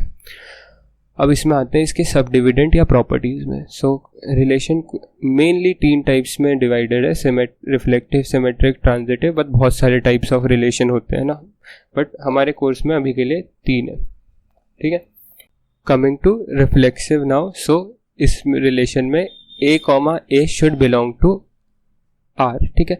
जो भी आपका रिलेशन है उसमें ऐसा जो सेम वैल्यू यहाँ दोनों जगह हो, वो रिलेशन, वो वैल्यू यहाँ पेयर यहाँ होना चाहिए हमारे सैंपल में जो रिलेशन है हमारा उसके अंदर। रुक जाओ एग्जांपल से समझाता हूँ, ठीक है। आ जाओ, ऐसे समझ नहीं आएगा, ये एग्जांपल से ही आएगा। सो आपने एक सेट है आपके पास S, ठीक है। आपके पास एक सेट है S जिसमें वैल्यू है 1 2 3 4, ठीक है। आपने एक रिलेशन डिफाइन करा R1, ठीक है। उसमें आपके पास है वैल्यू 1 1 2 2 3 3 4 4। सो इसका मतलब ही यही है रिफ्लेक्सिव का कि अगर आपका 1 होता है तो उसमें 1 1 भी आना चाहिए। अगर आपके रिलेशन में 2 है तो 2 2 भी आना चाहिए। अगर आपके रिलेशन में 3 है तो 3 3 भी आना चाहिए। और अगर आपके सेट में 4 है तो 4 4 भी आना चाहिए, तभी ये रिफ्लेक्सिव होगा। सो ये अगर 1 है तो यहाँ दोनों 1 1 आना चाहिए, 2 है तो 2 2, 3 है तो 3 3, 4 है तो 4 4। सो ये फर्स्ट वाला रिफ्लेक्सिव है।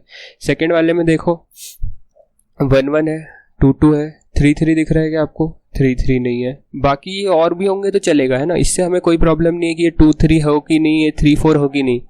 ये सारे होना चाहिए हमारे, दैट इज 1 1 2 2 3 3 4 4। तो ये होना चाहिए। इनके होने या ना होने से हमें कोई प्रॉब्लम नहीं है। ये हो 2 3 हो या ना हो, इससे कोई प्रॉब्लम नहीं है। 3 4 हो या ना हो, इससे कोई प्रॉब्लम नहीं है। बट मेन चीज़ है ये होना ही होना चाहिए 1 1 2 2 3 3 4 4। बट यहाँ हमारा 3 3 लैग कर रहा है, इसलिए ये रिफ्लेक्सिव नहीं है। थर्ड वाले में देखो 1 1 2 2 3 3 4 4 है, बट इसके साथ 2 4 और 4 1 है, पर इससे हमें कोई प्रॉब्लम नहीं है। ये हो या ना हो, इससे हमें कोई प्रॉब्लम नहीं है। हमारे लिए बस ये 4 कंडीशन सेटिस्फाई होना चाहिए, 1 1 2 2 3 3 4 4। सो ये कंडीशन सेटिस्फाई करती है। इसके अच्छे क्वेश्चन अभी कर रहेंगे आगे, बट अभी जस्ट ये समझो, है ना। इसके बाद PYQ ही कराने वाला हूँ। इसमें क्या होता है सिमेट्रिक में, अगर x कॉमा वाई आपके रिलेशन को बिलोंग कर रहा है then y comma x should also belong to your relation, ठीक है। हाँ, तो अगर मैथमेटिकल क्वेश्चन आता है इस पे तो आपको कुछ नहीं करना है। अगर दो सबसेट है आपके पास x और y, तो y की जगह आप सिर्फ x पुट कर देना, ठीक है।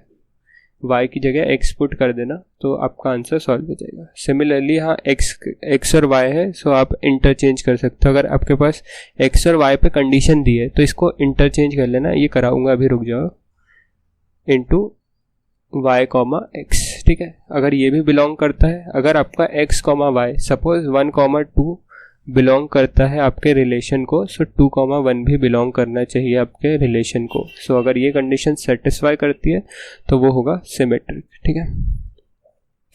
तो वही लिखा है यहाँ, इससे PYQ करेंगे अभी, जो थोड़ा सा सब्र रखो। अगर x कॉमा y बिलोंग कर रहा है रियल नंबर को, तो y कॉमा x भी बिलोंग करना चाहिए रियल नंबर को। सपोज ये सेट है 1 2 3 4, सो देखो फर्स्ट रिलेशन क्या है 1 कॉमा 2 है ना। सो अगर 1 2 है सो 2 1 होना ही चाहिए, ठीक है। थोड़ा लेट चल रहा है पेन, सो 2 1 है, चल जाएगा। 3 कॉमा 4 है तो 4 कॉमा 3 होना चाहिए, सो 4 कॉमा 3 भी है। 2 कॉमा 2 है, सो अगर आपको इसको लिखते हो तो ये हो जाएगा फिर से 2 कॉमा 2, बट मैंने आपको बताया है हम सेट के अंदर डुप्लीकेट नहीं लिखते, तो 2 बार 2 कॉमा 2 हम नहीं लिख रहे होंगे ऑब्वियसली। तो ये एक सिमेट्रिक रिलेशन है, सही है। सेकंड वाला देखो 1 2 है 2 1 है, हाँ है, सो ये हो गया, ये हो गया 1 2 का 2 1 हो गया। 2 3 है 3 2 है, सो ये भी हो गया। 4 3 है तो 3 4 है, तो ये भी हो गया। तो ये भी एक सिमेट्रिक रिलेशन है, ठीक है। थर्ड वाले पे आओ, 2 1 है 1 2 है, बिल्कुल है, सो ये सही है। 3 4 है, अब यहाँ देखो 4 3 है कि नहीं, 3 4 का मुझे 4 3 नहीं दिख रहा, ठीक है। 2 4 का 4 2 है, तो ये एक सिमेट्रिक रिलेशन नहीं होगा। सारे ऑर्डर पेयर ये वैल्यू सेटिस्फाई करना चाहिए। अगर a कॉमा बी बिलोंग कर रहा है रिलेशन को, सो b कॉमा a भी बिलोंग करना चाहिए हमारे रिलेशन को। बट यहाँ हमारे पास 3 4 है बट 4 3 नहीं है, ठीक है। तो ये एक सिमेट्रिक रिलेशन नहीं होगा। बस थोड़ा सा सब्र रखो, PYQ करने वाले हम। अब आ जाते हैं हम ट्रांजिटिव पे। ट्रांजिटिव का मतलब ये है जब अगर कोई x comma y order pair आपके रिलेशन को बिलोंग कर रहा है और y कॉमा z भी आपके रिलेशन को बिलोंग कर रहा है, देन अगर ये दोनों कंडीशन है तो आपका जो x कॉमा z पेयर बनेगा ये भी रिलेशन को बिलोंग करना चाहिए। अगर ये फॉलो करता है कंडीशन तो ये होगा ट्रांजिटिव, ठीक है। जैसे अगर आपका 1 कॉमा 2 रिलेशन को बिलोंग कर रहा है, ठीक है, तो ये y यहाँ आता है, ठीक है। सो 2 कॉमा z कोई भी वैल्यू ले सकते हो, 3 भी रिलेशन को बिलोंग करता है। अगर ये दो कंडीशन है देन आपका 1 कॉमा 3 भी बिलोंग करना चाहिए रिलेशन को, ठीक है, तभी आप इसको ट्रांजिटिव बोलोगे। पेन को क्या हो गया यार, ठीक है, आओ समझते हैं। सो यहाँ क्या है 1 2 3 4, सो 1 2 है तो देखो a is related to b, so आप a को यहाँ समझो 1 और b को समझो 2, ठीक है, और c को समझो 3। एक सेकंड के लिए ये समझ के देखो, है ना, मैंने क्या बोला था, a कॉमा b अगर बिलोंग करते हैं r को, सो b कॉमा c भी बिलोंग करेंगे r को। अगर ये दोनों कंडीशन सेटिस्फाई करती है तो जो हमारा फर्स्ट वेरिएबल है ये एज इट इज, हाँ पहले a आना चाहिए फिर c, पहले c नहीं है ना, पहले a फिर c, ऑर्डर इंपॉर्टेंट है, ये भी बिलोंग करना चाहिए r को। तो देखो 1 comma 2 that is a comma b, so 1 comma 2 belong कर रहा है रियल नंबर को, वही y, ये देखो y जो सेकंड वाला है या b है वो किसी थर्ड वैल्यू के साथ है, तो ये है 2 कॉमा 3, ये है 1 कॉमा 2। 1 कॉमा 2 बिलोंग कर रहा है r को, 2 कॉमा 3 कर रहा है r को, सो क्या आना चाहिए यहाँ, a की वैल्यू 1 और c की वैल्यू 3, सो 1 कॉमा 3 भी बिलोंग करना चाहिए r को। सो ये ऑब्वियसली कर रहा है, तो ये हमारा एक ट्रांजिटिव रिलेशन है, ठीक है। 1 कॉमा 4 अगर आपके पास दो कंडीशन है ही नहीं तो वो अपने आप भी ट्रांजिटिव हो जाएगा। आपके पास सिर्फ एक ही कंडीशन है, ये a कॉमा b, वो b c को बिलोंग ही नहीं कर रहा, तो अपने आप ट्रांजिटिव हो जाता है। 1 कॉमा 4 पर 4 के साथ तो कुछ है ही नहीं ना कि c में भी बोल सकूँ 8 9 7 6, सॉरी ये इतना सही है सबसेट, 4 के साथ आप ले सकते हो 2 3, ठीक है। सो अगर सिर्फ एक वैल्यू है जो कि a कॉमा b है और b किसी से रिलेटेड ही नहीं है, सिर्फ एक वैल्यू है 1 कॉमा 4 और 4 किसी से रिलेटेड ही नहीं है, तो ये बाय इटसेल्फ ट्रांजिटिव हो जाता है। ठीक है, यहाँ है 1 कॉमा 3। ठीक है, आप ढूंढो 3 के साथ किसी का रिलेशन है क्या, कोई नेक्स्ट नंबर का। 3 के साथ 5 तो आएगा ही नहीं, मैं क्या लिख रहा हूँ बार बार, सबसेट ही 1 to 4 है। तो 3 के साथ 2 है क्या, नहीं है। 3 के साथ 3 है क्या, 3 के साथ 4 है क्या, नहीं है। सो ये अपने आप में ट्रांजिटिव है। और 1 कॉमा 4 हमने ऊपर भी देखा, ये भी अपने आप में ट्रांजिटिव है। तो दोनों ट्रांजिटिव है, तो ये ट्रांजिटिव हो जाएगा। ठीक है, सो अगर सिर्फ एक कंडीशन यहाँ तक ही फॉलो करे कि एक ही रिलेशन जो बिलोंग कर रहा है आर को, और उसका सेकंड कंडीशन है ही नहीं कि बी और सी भी बिलोंग करना चाहिए आर को, तो वो अपना भी ट्रांजिटिव हो जाता है।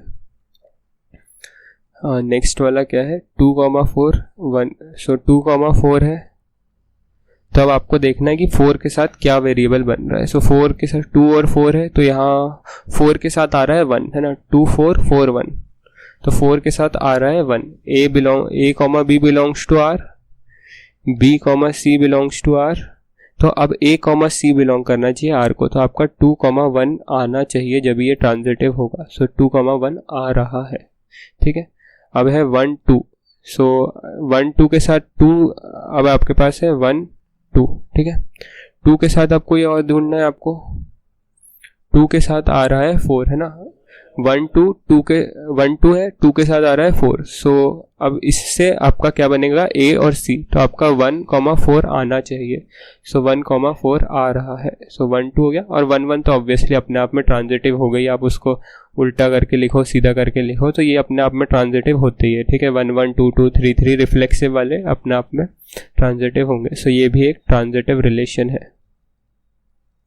ठीक है, अब आते हैं 1 2 पे। सो 1 2 है तो 2 1 है। ठीक है, सो ये कंडीशन सेटिस्फाई नहीं हुई।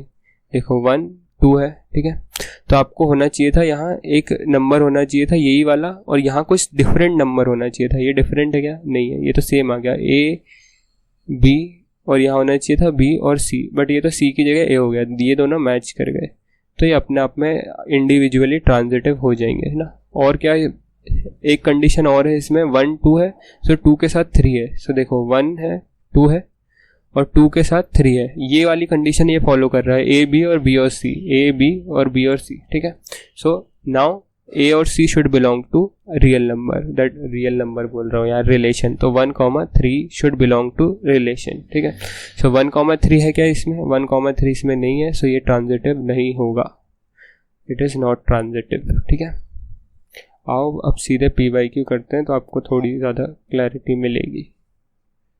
हाँ, इक्विवेलेंस से बता देता हूँ पहले, और फिर हम करते हैं। ठीक है, अगर कोई रिलेशन रिफ्लेक्सिव भी हो, सिमेट्रिक भी हो और ट्रांजिटिव भी हो, तो हम उसको बोलते हैं इक्विवेलेंस रिलेशन। रिफ्लेक्सिव भी हो, सिमेट्रिक भी हो, ट्रांजिटिव भी हो। भैया ये वाले में करके दिखाओ। तो सेट S है 1 2 3 4। ठीक है, तो सबसे पहले R1 के लिए हम चेक करेंगे सिमेट्रिक। ठीक है, सिमेट्रिक का मतलब क्या है, हमारे पास ये चारों होने चाहिए। a comma a should belong to r, so 2 comma 2 होना चाहिए, 3 कॉमा 3 होना चाहिए, और सिमिलरली 4 कॉमा 4 भी होना चाहिए। सो 1 कॉमा 1 है, 2 कॉमा 2 है, 3 कॉमा 3 है, 4 कॉमा 4 है। सो ये रिफ्लेक्सिव तो है ना, सॉरी सिमेट्रिक लिख दिया, रिफ्लेक्सिव होगा ये, सॉरी रिफ्लेक्सिव।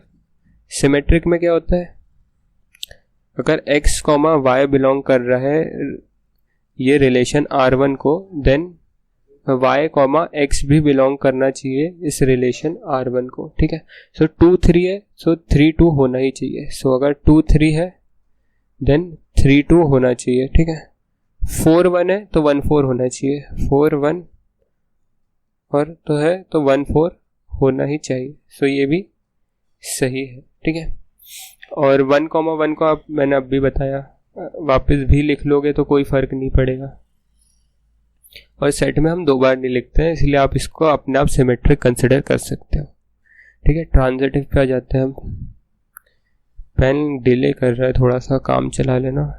ठीक है, तो ट्रांजिटिव रिलेशन में क्या है, अगर x कॉमा y बिलोंग कर रहा है इस रिलेशन R1 को, y कॉमा z बिलोंग कर रहा है इस रिलेशन R1 को, देन अगर ये दोनों कंडीशन सेटिस्फाई होती है तो ये होना ही चाहिए x, z should belong to R1, ठीक है। ऐसी कंडीशन ढूंढते हैं। तो ये जो 1 1 2 2 3 3 4 4 रहते हैं ये अपने आप में ट्रांजिटिव रहते हैं ना, क्योंकि इनका कोई रिलेशन ऐसा बनता ही नहीं है, कंडीशन बनती ही नहीं है। अब 2 के साथ 3 है, अब देखो 2 के साथ 3 है, 3 के साथ क्या आ गया, 3 के साथ आ गया 2। बट ये तो मुझे चाहिए था यहाँ A B और B और C है ना, x y y z, but ये तो सेम हो गए ना, ये 2 2 तो सेम हो गए, तो ये अपने आप में ट्रांजिटिव हो जाएंगे, ठीक है। तो ये दोनों तो ट्रांजिटिव ऐसे ही हो गए। सिमिलरली इसका भी 4, 1 है, नेक्स्ट में 1, 4 आ गया। अगर यहाँ 4 ना आके 3 आ जाता तो फिर मेरे को एक कंडीशन यहाँ चेक करनी पड़ती कि यहाँ का 4 और यहाँ का 3 ये रिलेशन में बिलोंग कर रहे हैं कि नहीं, बट ये तो अपने आप में ट्रांजिटिव हो गए, ठीक है। सो एक बार रिप्ले करके फिर से देख लेना, ये चारों रिलेशन, यहीं से क्वेश्चन आने ही वाला है, और अगर सही समझ आता है तो और बता देना, तो हम इस पर और क्वेश्चन कर लेंगे, ठीक है। PYQ टाइम पे आते हैं हम। सो जो 2 हार्डेस्ट क्वेश्चंस थे ना, मेरा काम ये नहीं है कि ये सीरीज़ है 100/100, तो मैं सिर्फ इजी क्वेश्चन नहीं कराना चाहता, तो 2 सबसे हार्ड क्वेश्चन थे, 2 हार्डेस्ट क्वेश्चन जो आए थे आपके वो मैंने इसमें इंक्लूड कर दिए। इसके बाद आप खुद कोई भी क्वेश्चन लगा के देख लेना, रिफ्लेक्सिव, सिमेट्रिक, ट्रांजिटिव का, आप उसको लगा पाओगे। सो ये थोड़े सा हार्ड क्वेश्चन है, ऑब्वियसली समझने में थोड़ी डिफ़िकल्टी होगी, बट मेरा काम है कि आपको हार्ड क्वेश्चन भी कराऊं, क्योंकि ये 100/100 सीरीज़ है, ठीक है।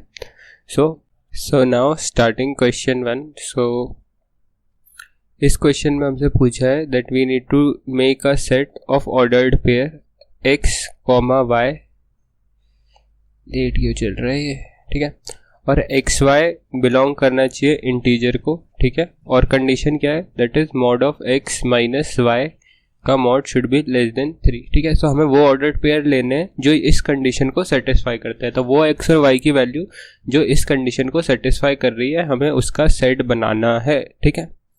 सो इस चीज़ में आपको मॉड की 1-2 प्रॉपर्टीज़ लगेगी, तो पहले वो सिखा देता हूँ। तो मॉड के अंदर कोई भी वैल्यू डालते हैं तो वो उसे पॉजिटिव कर देता है। मॉड के अंदर आप -2 डालोगे तो वो हो जाता है +2, मॉड के अंदर आप -3 डालोगे तो वो हो जाता है +3, मॉड के अंदर आप -10 डालोगे तो वो हो जाता है +10। वैसे ही अगर पॉजिटिव वैल्यू है तो वो भी पॉजिटिव ही रहेगी। मॉड 5, सो 5, ठीक है। सो ये एक हमारी प्रॉपर्टी है मॉड की, जो भी अंदर जाता है वो पॉजिटिव से ही बाहर निकलता है, ठीक है। पेन क्यों नहीं वर्क कर रहे, हाँ ठीक है। और एक प्रॉपर्टी है, अगर इनइक्वालिटी की प्रॉपर्टी आती है, मॉड ऑफ ए अगर ऐसा कुछ लिखा है, सो ए कहाँ से कहाँ तक लाई करेगा, ए लाई करेगा x से -x के बीच, ठीक है। कैसे ये समझाता हूँ। सपोज लिखा है मेरा mod A is less than 3, ठीक है। सो जो a की वैल्यू हो सकती है वो हो सकती है बिटवीन 3 to -3।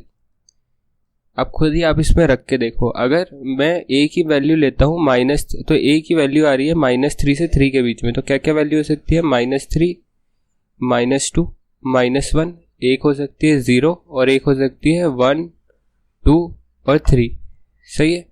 सो अगर मैं -3 का मॉड लेता हूँ तो वो हो जाएगा 3 and 3 is less than equal to, से इक्वल टू वाली कंडीशन सेटिस्फाई हो गई, तो ये सही है।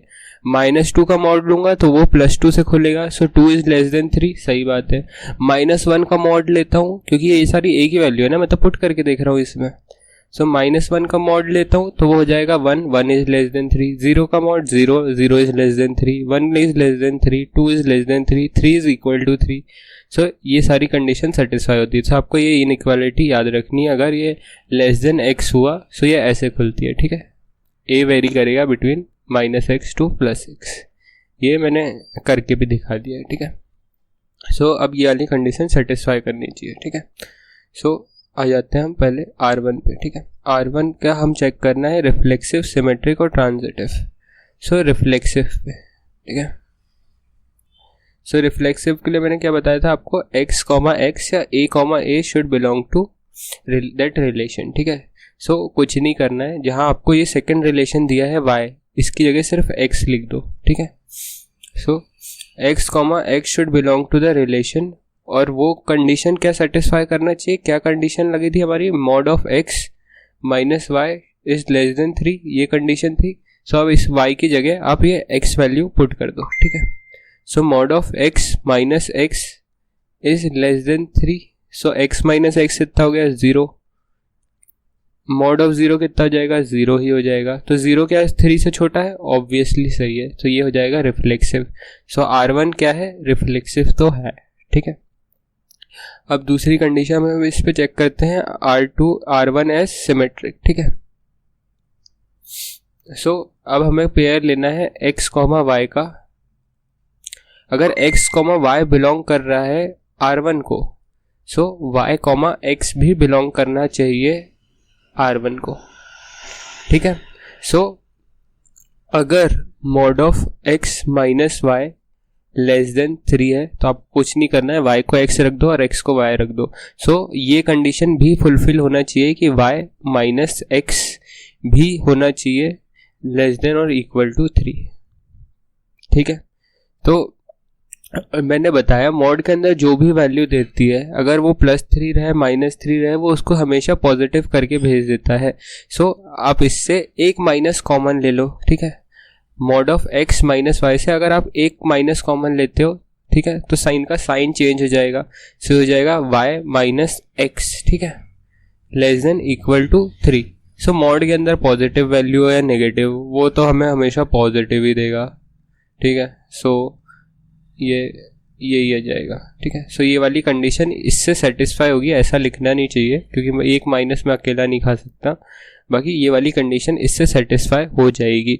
और आप सोच के भी देख लो, सपोज x को ले लो आप एज 6 और y को ले लेता हूँ मैं 4, ठीक है। सो 6 minus 4 is less than 3, that is 2 is less than 3, ठीक है। तो अगर अब मैं इसको y माइनस एक्स करता हूं तो ये हो जाएगा 4 minus 6, mod of -2 is less than 3। So mod of -2 कितना होगा, अगेन वो होगा +2, और जो कि 3 से हमेशा छोटा होगा। तो आप इसमें जो भी केस आपको सोच में आ रहा है वो सारे रख के देख लो, ये सारे सेटिस्फाई करेगा। अगर ये कंडीशन सेटिस्फाई हो रही है तो ये होगी ही होगी, ठीक है। सो ये सिमेट्रिक भी है। अब लास्ट केस है इसका ट्रांजिटिव, ठीक है। सो ट्रांजिटिव भी चेक कर लेते हैं, थोड़ी सी जगह की ज़रूरत पड़ेगी हमें, तो हम यहाँ आ जाते हैं। सो अब आ जाती है बात ट्रांजिटिव पे, ठीक है। सो ट्रांजिटिव का मतलब क्या है, अगर x, y बिलोंग कर रहा है रिलेशन R1 को, y, z बिलोंग कर रहा है रिलेशन R1 को, then x, z should belong to relation, ठीक है। आ जाओ देखते हैं। अगर ऐसी कोई कंडीशन है कि जहां mod of x minus y less than 3 है, और ऐसी भी कंडीशन है that is mod of y minus z is less than 3। So इस अगर ये दोनों कंडीशन है, सो एक कंडीशन ये बननी चाहिए कि x माइनस जो z है वो भी इस कंडीशन को फॉलो करना चाहिए, ठीक है। This should also belong to R1। So इसमें आपको वैल्यू पुट करके कुछ एक दो अजम्पशंस बना के देखने पड़ेंगे। सो क्या वैल्यू पुट करें, सपोज x को पुट करता हूँ मैं 5, y को क्या पुट करूँ, सपोज y को मैं पुट करता हूँ 3, और ठीक है। So mod of x minus y कितना हो गया, सो ये है 5 और ये है 3। सो 5 minus 3 is less than 3, so ये हो जाएगा 2। सो 2 इज लेस देन 3। सो ये कंडीशन हमारी फर्स्ट वाली सेटिस्फाइड है। इसके साथ क्या होना चाहिए, y minus Z. So suppose मैं z को रख लेता हूँ एज 1, ठीक है। सो मॉड ऑफ 3 माइनस 1, ठीक है, शुड बी लेस देन 3। सो 2 क्या 3 से छोटा है, ऑब्वियसली छोटा है। सो ये कंडीशन भी सेटिस्फाई हो रही है। ये दोनों कंडीशन सेटिस्फाई हो रही है, मतलब ये कंडीशन सेटिस्फाई होना ही होना चाहिए, that is x। So x मतलब x minus Z should be less than 3। सो इसमें x और z की वैल्यू रख दो। x की वैल्यू है 5 और z की वैल्यू है 1। सो इसका mod should be less than equal to 3। But ये क्या सही है, नहीं ये गलत है। देखो mod of 4 is less than equal to 3, 4 is less than equal to 3। क्या 4 3 से छोटा है, ऑब्वियसली नहीं है। सो ये ट्रांजिटिव नहीं है। आपको ऐसे एक दो केस रखने पड़ेंगे और फिर चेक करना पड़ेगा, ठीक है। सो ये ट्रांजिटिव नहीं है बट रिफ्लेक्सिव सिमेट्रिक है। तो R1 क्या है, रिफ्लेक्सिव है, रिफ्लेक्सिव सिर्फ R से लिख रहा हूँ मैं, सिमेट्रिक है बट ट्रांजिटिव नहीं है। अगर ट्रांजिटिव भी होता तो ये इक्विवेलेंस भी हो जाता, ठीक है। सो R1 is reflexive and symmetric. R1 is equivalence relation नहीं, तो ये ऑप्शन यहाँ से एलिमिनेट कर सकते हो। अब हम बात करते हैं R2 की, ठीक है। सो पहले मैं इसका मीनिंग समझा देता हूँ यहाँ, और फिर हम थोड़ा सा स्पेस लेके बाजू में सॉल्व करते हैं। सो इस बार हमें वो ऑर्डर पेयर लेने हैं x और y के, सेट दैट x और y बिलोंग कर रहे हैं इंटीजर को, और 3 डिवाइड्स x माइनस वाई। सो जो x माइनस वाई है उसको 3 डिवाइड करता हो, ठीक है। सो हमें ये चाहिए, ये कंडीशन फुलफिल होनी चाहिए, सही है। आ जाओ। सो R2 के लिए हम चेक करते हैं। सबसे पहले हम चेक करते हैं रिफ्लेक्सिव, ठीक है। सो रिफ्लेक्सिव में मैंने क्या बताया था आपको, x, should belong to R1। So सबसे इजी तरीका यही है, जो सेकंड वेरिएबल है उसकी जगह सिर्फ x रख दो। सो हमारा कंडीशन क्या थी, हमारी कंडीशन थी that 3 divides x minus y. So x minus y को 3 ने डिवाइड करना चाहिए, ठीक है। सो ये y की जगह आपको सिर्फ x रख देना है, ठीक है। रिफ्लेक्सिव के लिए y की जगह x रख दो। सो x माइनस x जैसे लास्ट क्वेश्चन में भी रखा था, so that is 0 divided by 3। सो 0 को डिवाइड करोगे किसी इंटीजर से तो वो 0 ही रहता है, ऐसे कर लो ना भाई। 0 3 0 सा मुझे लेना पड़ेगा 0। सो ये ऑब्वियसली सही आ रहा है, ठीक है। 3 डिवाइड कर दे रहा है इस नंबर को, सो ये रिफ्लेक्सिव है, ठीक है। सिमिलरली सिमेट्रिक में मैंने क्या बताया था, x को y कर दो और y को x कर दो, ठीक है। इंटरचेंज कर देना है बस। हाँ, मैं यहाँ भी ऐसा एरो लगा सकता था, कोई बात नहीं। सो x माइनस वाई अगर डिविजिबल बाय 3 है, सो ये बोल रहा है कि y माइनस x भी डिविजिबल बाय 3 होना चाहिए, ठीक है। सो ये तो ऑब्वियसली होगा अगर x minus y divisible by 3 है। सो आप खुद नंबर सोच के देखो, सपोज x को लो आप 6, y को लो 0, ठीक है। तो 6 माइनस 0 कितना होता है, 6 डिवाइडेड बाय 3। सो इसका आंसर आ रहा है 2, ठीक है। और यहाँ क्या आ रहा है, y माइनस x, तो 0 माइनस 6 डिवाइडेड बाय 3। सो इसका आंसर होगा -2। सो हमारा क्या है, x और y should belong to integer, ठीक है। सो x और y इंटीजर वैल्यू ले सकते हैं, मतलब वो नेगेटिव पॉजिटिव से हमें कोई प्रॉब्लम नहीं है। वो -इन्फिनिटी से +इन्फिनिटी कोई भी वैल्यू ले, उससे हमें कोई दिक्कत नहीं है। वो सिर्फ डिवाइड करना चाहिए, भले ही वो -2 वैल्यू लेके करे या +2। तो आप इसमें सारे केस सोच के देख लो, एक बार x को 6 रख लो, y को 3 रख लो, या जो भी आपका मन है। अगर ये कंडीशन सेटिस्फाई हो रही है तो ये होगी ही होगी, ठीक है। सो इसलिए ये सिमेट्रिक भी है। अब जाते हैं ट्रांजिटिव पे, ठीक है। थोड़ा सा पीछे आ जाते हैं हम।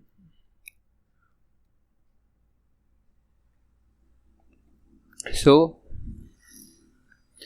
अगर x माइनस वाई डिवाइड हो रहा है 3 से, और y माइनस z भी डिवाइड हो रहा है 3 से, ठीक है। तो हमें एक कंडीशन चाहिए जहां x माइनस z भी डिवाइड हो 3 से, ठीक है। सो x माइनस वाई 3 से डिवाइड हो रहा है, इसका मतलब क्या है, x माइनस वाई मल्टीपल है 3 का, है ना। सो कैसे समझाऊँ इसको। सो अगर x माइनस वाई की वैल्यू है 6, ठीक है। अगर इसको मुझे 3 से डिवाइड करना है, सो ये 2 आ जाता है, सही बात है। सो मैं इसको ऐसा लिख सकता हूँ 6 इक्वल टू 3 इंटू 2, सही है। सॉरी। सो ये जो भी नंबर है x माइनस वाई, अगर ये 3 से डिविजिबल है तो ये 3 का मल्टीपल है ना। अगर ये 9 होता सो 3 से 3 टाइम्स जाता, तो ये 3 का 3 टाइम्स मल्टीपल है। अगर ये 12 होता और 3 से जाता तो ये 3 का 4 टाइम्स मल्टीपल है। सो मुझे ये नहीं पता ये कितने टाइम्स मल्टीपल है, 3 इंटू 4 होगा या 3 इंटू 3 होगा या 3 इंटू 2 होगा, बट ये 3 का मल्टीपल है x माइनस वाई, सही बात है। कितने टाइम्स जाता है वो मुझे नहीं पता। सिमिलरली y माइनस z भी 3 का मल्टीपल होगा। कितने टाइम्स जाता है वो मुझे नहीं पता, तो मैं इस बार n की जगह k लिख देता हूँ, ठीक है, सही है। सो x माइनस z ये सेटिस्फाई करेगा कि नहीं वो अब हमें चेक करना है। सो ये अगर मैं इक्वेशन 1 ले लूँ और ये इक्वेशन मैं ले लूँ 2, ठीक है, सो क्या होगा, ये x माइनस वाई और मैं 1 और 2 को ऐड कर दूँ, ठीक है, 1 + 2 अगर मैं कर देता हूँ, so x minus y plus left से ऐड होगा और राइट से ऐड होगा obviously. So plus y minus z equal to 3 times n plus 3 times k, ठीक है। सो माइनस वाई और प्लस वाई कैंसिल हो जाएगा, ठीक है। सो यहाँ हो गया x माइनस जेड, ठीक है, और 3 को यहाँ से कॉमन ले लूँ तो ये हो जाएगा n प्लस k।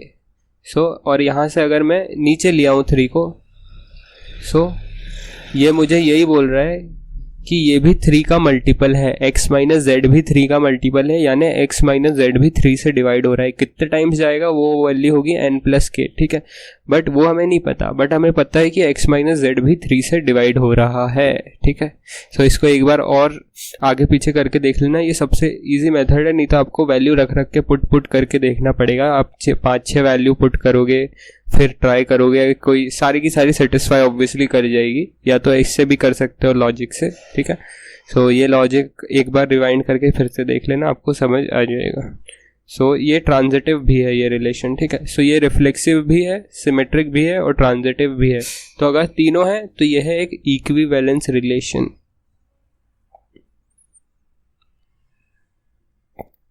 हाँ, ये हार्ड सारे क्वेश्चन, ये दोनों क्वेश्चन मैं हार्ड लाया हूँ, तो डरना नहीं है, 1-2 बार देखोगे, क्योंकि आपको लेवल अप तो करना ही पड़ेगा। अभी फर्स्ट 4 वीक इजी है, आगे मैथ्स 2 टफ होगा, इसलिए आपको लेवल अप तो करना ही पड़ेगा। तो आज नहीं तो कल तो अच्छा तो हमें पढ़ना ही है, तो आज से ही शुरुआत करना पड़ेगा, ठीक है। सो R2 is symmetric but not transitive, R2 is symmetric also and transitive also. तो यहाँ बट नॉट ट्रांजिटिव लिखा है तो ये ऑब्वियसली गलत हो जाता है। R2 इज इक्विवेलेंस रिलेशन, सही बात है, and R1 is not equivalence, सही बात है, क्योंकि R1 ट्रांजिटिव नहीं था तो वो इक्विवेलेंस नहीं होगा। अब आ जाते हैं हम सेकंड क्वेश्चन पर। सो अब स्टार्ट करते हैं हम question number 2। Suppose A is the set of an even positive integer less than और इक्वल टू 20। सो हमें एक सेट बनाना है A जिसमें है इवन पॉजिटिव इंटीजर, ठीक है। सो इवन होना चाहिए और पॉजिटिव होना चाहिए, 0 क्यों नहीं ले रहे हैं, क्योंकि पॉजिटिव नहीं है, ठीक है। तो 2, 4, 6, 8, 10, 12, 14, 16, 18 और इक्वल टू 20 भी है, तो हम 20 भी कंसिडर करेंगे ऑब्वियसली, ठीक है। सो A सेट बन गया। B is the set of positive integer less then 20। So B is a set of positive integer less than 20 which are divisible by 6। तो जो नंबर डिवाइड हो जाते हैं 6 से और जो should be positive integer less then 20। तो 6 से डिवाइड हो जाता है, 12 भी 6 से डिवाइड हो जाता है और 18 भी 6 से ऑब्वियसली डिवाइड हो जाता है। सो ये हमारे पास 2 सेट बन गए, A और B। अब हमें रिलेशन बनाना है R1 जिसमें हमें ऑर्डर पेयर लेना है A, B और A बिलोंग करना चाहिए इस सबसेट से, A सबसेट से, और B बिलोंग करना चाहिए B सबसेट से। और उसकी कंडीशन क्या है, A is a factor of B। So B का फैक्टर होना चाहिए A, ठीक है। सो B का फैक्टर होना चाहिए A। सो सपोज मैं पहले B को एज 6 फिक्स कर देता हूँ, ठीक है, सॉरी। सो अगर मैं B को एज 6 फिक्स कर देता हूँ तो उसके क्या क्या फैक्टर हो सकते हैं। सो 6 को क्या क्या डिवाइड कर सकता है, एक तो 2 कर सकता है, तो 2 3 ठीक है, और एक 3 कर सकता है। तो इसे B इक्वल टू 6 से क्या क्या फैक्टर हो सकते हैं, 6 को 2 डिवाइड कर सकता है तो 2 एक फैक्टर है, ठीक है। 6 को 3 भी डिवाइड कर सकता है तो 3 भी एक फैक्टर है। तो ये मैं फैक्टर लिख रहा हूँ, है ना, मल्टीप्लाई नहीं लिख रहा। और 6 को 1 भी डिवाइड कर सकता है और 6 को 6 खुद भी डिवाइड कर सकता है, सही बात है। तो ये सारे फैक्टर्स है 6 के। अब मैं B इक्वल टू ले रहा हूँ 12। सो 12 के क्या क्या फैक्टर हो सकते हैं, 12 को क्या क्या डिवाइड कर सकता है, 12 को एक तो 2 डिवाइड कर सकता है, 12 को 3 भी डिवाइड कर सकता है, 12 को 4 भी डिवाइड कर सकता है, 12 को 6 भी डिवाइड कर सकता है, और 12 को 12 खुद भी डिवाइड कर सकता है, और 1 तो सबको डिवाइड कर ही सकता है। ठीक है, अब आ जाते हैं b equal to third number क्या है 18। ठीक है, सो 18 को क्या क्या डिवाइड कर सकता है, 18 को 2 भी डिवाइड कर सकता है, 18 को 3 भी डिवाइड कर सकता है, 4 कर सकता है क्या, 4 4 जा 16, नहीं तो 4 नहीं कर सकता, 5 भी नहीं कर सकता, 6 3 जा 18 तो 6 डिवाइड कर सकता है, और 9 भी डिवाइड कर सकता है। 18 खुद को तो डिवाइड करेगा ही, और 1 तो सबको ही डिवाइड करता है। सो ये सारे मुझे फैक्टर्स पता चल गए, तो a is a factor of b। ठीक है, सो क्या क्या फैक्टर है, अब हमें फैक्टर निकाल लिए, अब हमें a कॉमा b का ऑर्डर्ड पेयर बनाना है। ठीक है, तो a कहाँ से बिलोंग करना चाहिए, हमारे a सबसेट से, और b कहाँ से बिलोंग करना चाहिए, मैंने पहले b को 6 फिक्स करा है, तो मैं पहले यहाँ 6 लिख लेता हूँ। ठीक है, इसके बाद हम 12 का निकालेंगे, उसके बाद 18 का, तो पहले वाले में 6 का है। ठीक है, तो 6 में क्या 2 बिलोंग कर रहा है a को, तो हाँ बिल्कुल कर रहा है, तो एक तो ये बन गया। क्या 3 बिलोंग कर रहा है a को, नहीं कर रहा। अगर बिलोंग करता 3 a को, तो मैं a कॉमा b लिखता, a कहाँ से आता, यहाँ 3 रहता, तो 3 और 6 तो हमने b को फिक्स करा है। क्या 1 है a में, नहीं है। अगर 1 a में होता तो 1 कॉमा 6 भी लिखते। क्या 6 है a में, हाँ तो a में 6 है, सो 6 कॉमा 6, तो सॉरी ये वाला ब्रैकेट आएगा, अभी सेट नहीं बना रहे हैं, सेट थोड़ा सा देर बाद, अभी तो ऑर्डर पेयर लिख रहे हैं। सो ये दो वैल्यू मुझे मिल गई 6 की। ठीक है, सिमिलरली 12 की देखो, सो 12 फिक्स कर देता हूं मैं b में। क्या 2 बिलोंग करता है a को, हाँ करता है, तो 2 कॉमा 12 नहीं है। क्यों कर ले रहे हैं भैया ऐसा, क्योंकि a should belong to a वाला सेट और b should belong to b वाला सेट, और हमें लिखना है a कॉमा b। ठीक है, 3 बिलोंग करता है क्या, नहीं करता, तो 3 कॉमा 12 नहीं लिखेंगे। 4 करता है, हाँ भैया करता है, तो 4 कॉमा 12। 6 करता है, हाँ 6 भी करता है, तो 6 कॉमा 12। 12 करता है, हाँ तो 12 करता है, सो ये हो गया 12 कॉमा 12। 1 करता है क्या, नहीं करता, सो बस इतने ही होंगे, है ना। तो हमें मिल गए 12 के ये 4 केसेस, 4 और 2 6 केसेस इनके हो गए हैं। और अब हम देखते हैं b इक्वल टू 18 का। सो 18 के साथ अब आप सीख ही गए हो, तो 2 a को बिलोंग करता है, तो 2 कॉमा 18 लिख सकता हूँ। 3 नहीं करता है, 6 करता है, ठीक है, 9 नहीं करता, इवन पॉजिटिव नंबर है, ठीक है। 18 ऑब्वियसली करता है बिलोंग, सो 18 कॉमा 18 हो गया। 1 ऑब्वियसली बिलोंग नहीं करता, सो इसके 3 मिल गए, ठीक है। सो R1 रिलेशन में कौन सी वैल्यूज आएगी, ये 2 6 के साथ वाली, ये 4 12 के साथ वाली, और ये 3 18 के साथ वाली। सो मैं अब R1 का रिलेशन पूरा बना देता हूँ। सो ये एक सेट होगा जहाँ पे ऑर्डर पेयर आएंगे 2,6 6,6। अब 12 वाले देख लो, 2,12 4,12 6,12 और 12,12। पेन को क्या हो गया है, 2,18 6,18 और 18,18 भी, ठीक है। सो ये सारे हमारे ऑर्डर पेयर आ रहे होंगे हमारे रिलेशन R1 में, ठीक है। तो हमने R1 यहाँ से निकाल लिया। अब R2 समझ लेते हैं। R2 में हमें A और B का ऑर्डर पेयर लेना है such that A belong to A, B belong to B, such that A plus B का जो मॉड होगा, A प्लस B का जो मॉड होगा, जिसको हम मॉड्यूलो फंक्शन निकालते हैं, अगर इसको मैं 10 से डिवाइड करूं तो जो मॉड है जो कि इसका रिमाइंडर देता है वो होना चाहिए 0, ठीक है। So A plus B mod A plus B divided by 10 equal to 0 mod देना चाहिए, मतलब इसका जो डिवाइड करे जब ये A प्लस B को 10 से, तो उसका रिमाइंडर 0 आना चाहिए, ठीक है। सो बहुत सारे केसेस होंगे इसमें।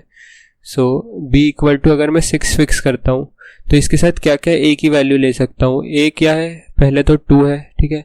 A क्या है, A 4 भी है, A 6 भी है, A 8 भी है, A 10 भी है, A 12 भी है, और ऐसे ही टिल 20 है ना। तो मैं यहाँ 14 16 18 और 20 ऐसे शॉर्ट में लिख लेता हूँ, है ना। तो B के साथ ये सारी वैल्यूज आप ले सकते हो, ठीक है, b इक्वल टू 6 के साथ। तो अगर मैं a प्लस बी करता हूँ, सपोज ये फर्स्ट केस लेता हूँ, तो a प्लस बी यहाँ कितना होगा 2 प्लस 6 दैट इज 8। 8 को आप 10 से डिवाइड करोगे तो उसका रिमाइंडर क्या 0 आएगा, दैट इज मॉड्यूलो 0 आएगा क्या, नहीं आएगा। 6 प्लस 4 10, सो 10 को आप 10 से डिवाइड करोगे तो उसका मॉड्यूलो ऑब्वियसली 0 आएगा। तो ये वाला एक केस सही है। 6 प्लस 6 ये हो जाएगा 12, सो 12 को 10 से डिवाइड करोगे तो उसका मॉड 0 आएगा क्या, नहीं आएगा। सो ये वाला केस भी कैंसिल। सो आपको ऐसे नंबर चूज करना है जहाँ 6 प्लस जो भी a का नंबर लोगे आप वो 10 का मल्टीपल आ जाए, ताकि उसको जब 10 से डिवाइड करें तो उसका मॉड्यूलो 0 हो जाए। तो 6 प्लस 8 14, तो ये वाला नहीं होगा। 6 प्लस 10 16, ये भी नहीं होगा। 6 प्लस 12 18, तो ये भी नहीं होगा। 6 प्लस 14, तो ये हो जाएगा 20, सो 20 डिवाइडेड बाय 10, तो 0 रिमाइंडर आ जाएगा, ये सही है। 6 और 16 टू 22, 18 और 16 24, तो ये भी नहीं होंगे दोनों। और 20 प्लस 6 26, तो ये भी नहीं होगा। सो इसमें सिर्फ 2 केसेस मुझे दिख रहे हैं। तो पहले मुझे a लिखना है, तो मैं पहले a की वैल्यू लिखूंगा, तो 4 और उसके साथ b की वैल्यू 6, और एक बार a है 14 और b है 6, ठीक है। तो ये 2 वैल्यू मुझे यहाँ से मिल गई। अब b इक्वल टू, और क्या है वैल्यू हमारे पास b की, b 3 वैल्यू ले सकता है, 6 12 और 18, सो b लेगा अब 12, ठीक है।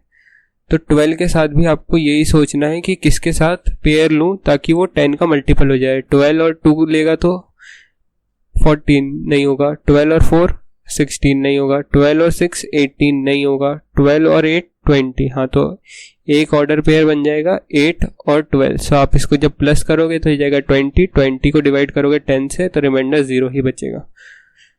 12 और 12 24 नहीं होगा, 12 और 14 26 नहीं होगा, 12 और 16 28, तो ये भी नहीं होगा, 12 और 18, तो ये हो जाएगा 30। सो ठीक है, तो पहले a लिखना है, इसलिए पहले मैं 18 लिख रहा हूँ, ऑर्डर इज इम्पॉर्टेंट। सो 18 12, ठीक है। सो 20 प्लस 12 32, सो वो भी नहीं होगा। सो ये 2 केसेस मुझे b इक्वल टू 12 के दिख रहे हैं। अब b इक्वल टू 18 ले लो। अब 18 के साथ सेलेक्ट करो ऐसे नंबर जिसके साथ हमें 10 का मल्टीपल मिल जाए। तो 2 और 18 हो जाएगा, 2 प्लस 18 20, और 20 को जब 10 से डिवाइड करोगे तो रिमाइंडर 0। 18 प्लस 4 22, 18 प्लस 6 24, 18 प्लस 8 26 नहीं होगा, 18 प्लस 10 28 नहीं होगा, 18 प्लस 12, ठीक है, ये वाला केस हो जाएगा। तो 12 पहले लिखूंगा, ये पहले लिख रहे हैं। सो एक केस ये हो गया।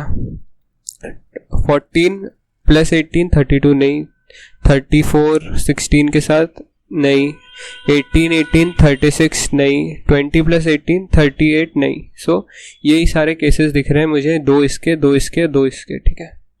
सो अब हम रिलेशन R2 डिफाइन कर लेते हैं। सो 6 के साथ मेरे क्या क्या केसेस है, 4,6 और 14,6, ठीक है। b के साथ मेरे b इक्वल टू 12 के साथ क्या क्या सेट मिले थे मुझे, 8,12 और 18,12, सही है, ठीक है। और 18 के साथ क्या मिले मुझे, 12,18 सॉरी 2,18 और 12,18। तो भैया यहाँ 18,12 भी है और 12,18 भी है, तो ऑब्वियसली यार ऑर्डर मैटर्स। तो ये दोनों अलग अलग है ना, दोनों इक्वल नहीं है, याद रखना। सो R1 के सेट ये सारे थे हमारे पास और R2 के सेट ये है हमारे पास। तो मैं थोड़ा सा R1 को नीचे खींच के याद लेता हूँ ताकि हम इससे थोड़ा मैच करा सके। नहीं आ पाएगा यार, छोड़ो, लिखना ही पड़ेगा मुझे। सो R1 में हमारे पास क्या क्या है, हमारे पास है 2,6 6,6 2,12 4,12। तो 2,6 6,6 2,12 4,12 6,12 12,12 2,18 6,18 और 18,18, ठीक है। सो ये हमारा सेट है। अब क्वेश्चन क्या पूछा है हमसे, फर्स्ट पूछा है हमें कार्डिनैलिटी बताना है ऑफ R1 इंटरसेक्शन R2, ठीक है भैया। इंटरसेक्शन का मीनिंग क्या होता है? R1 इंटरसेक्शन R2 का मतलब ये होता है कि ये दोनों में प्रेजेंट रहना चाहिए, R1 में भी प्रेजेंट हो और R2 में भी प्रेजेंट हो, तो इंटरसेक्शन दोनों का कॉमन वाला टर्म लेता है, ठीक है। सो अब आपको इसका कॉमन टर्म ढूंढना है और जितने भी एलिमेंट यहाँ आते हैं उसके कार्डिनैलिटी बताना है, मतलब नंबर ऑफ एलिमेंट बताना है, ठीक है। सो 4,6 मैच क्या कर रहा है, छोटा वाला कौन सा है उसको मैच करा लो। 14,6 नहीं दिख रहा है, सो मुझे एक दिख रहा है 2,18 और यहाँ भी मुझे दिख रहा है 2,18, ठीक है। सो और कुछ दिख रहा है क्या? 2,12 यहाँ नहीं है, 18,18, 12,6,12 यहाँ नहीं है, तो मुझे एक ही ऑर्डर पेयर दिख रहा है, दैट इज 2,18। सो इसकी कार्डिनैलिटी कितनी हो जाएगी? 1। भैया ये तो 2 नंबर है भाई, एक ऑर्डर पेयर है ना, पूरा साथ में गिनते हैं, तो कार्डिनैलिटी कितनी हो जाएगी इसकी? 1, ठीक है। तो फर्स्ट आंसर हो जाएगा कार्डिनैलिटी इक्वल टू 1। हाँ, तो यहाँ कार्डिनैलिटी 1 ही है। अगली चीज पूछिए कार्डिनैलिटी ऑफ R1, तो R1 में कितने एलिमेंट है? सो R1 में एलिमेंट बता दो। 1 2 3 4 5 6 7 8 9, सो 9 एलिमेंट है हमारे R1 में। सो R1 में 9 एलिमेंट है, कोई दिक्कत नहीं है। अब ये पूछ रहा है R1 इज ट्रांजिटिव, ठीक है, तो R1 को हमें ट्रांजिटिव चेक करना पड़ेगा। R2 is transitive, R2 is not symmetric. So R1 का ट्रांजिटिव चेक करना पड़ेगा, R2 का ट्रांजिटिव चेक करना पड़ेगा और R2 सिमेट्रिक है कि नहीं वो चेक करना पड़ेगा।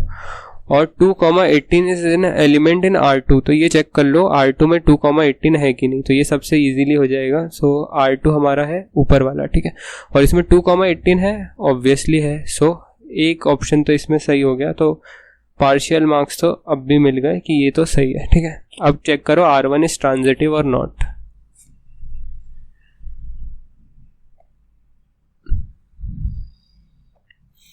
तो R1 को ट्रांजिटिव चेक करना है, तो 2 is related to 6, 6 is related to 6, तो A, B, so 2 is related to 6, this B is related to 6 only, ठीक है। सो यहाँ कुछ अलग नंबर होना था ताकि हम चेक कर पाते, ठीक है।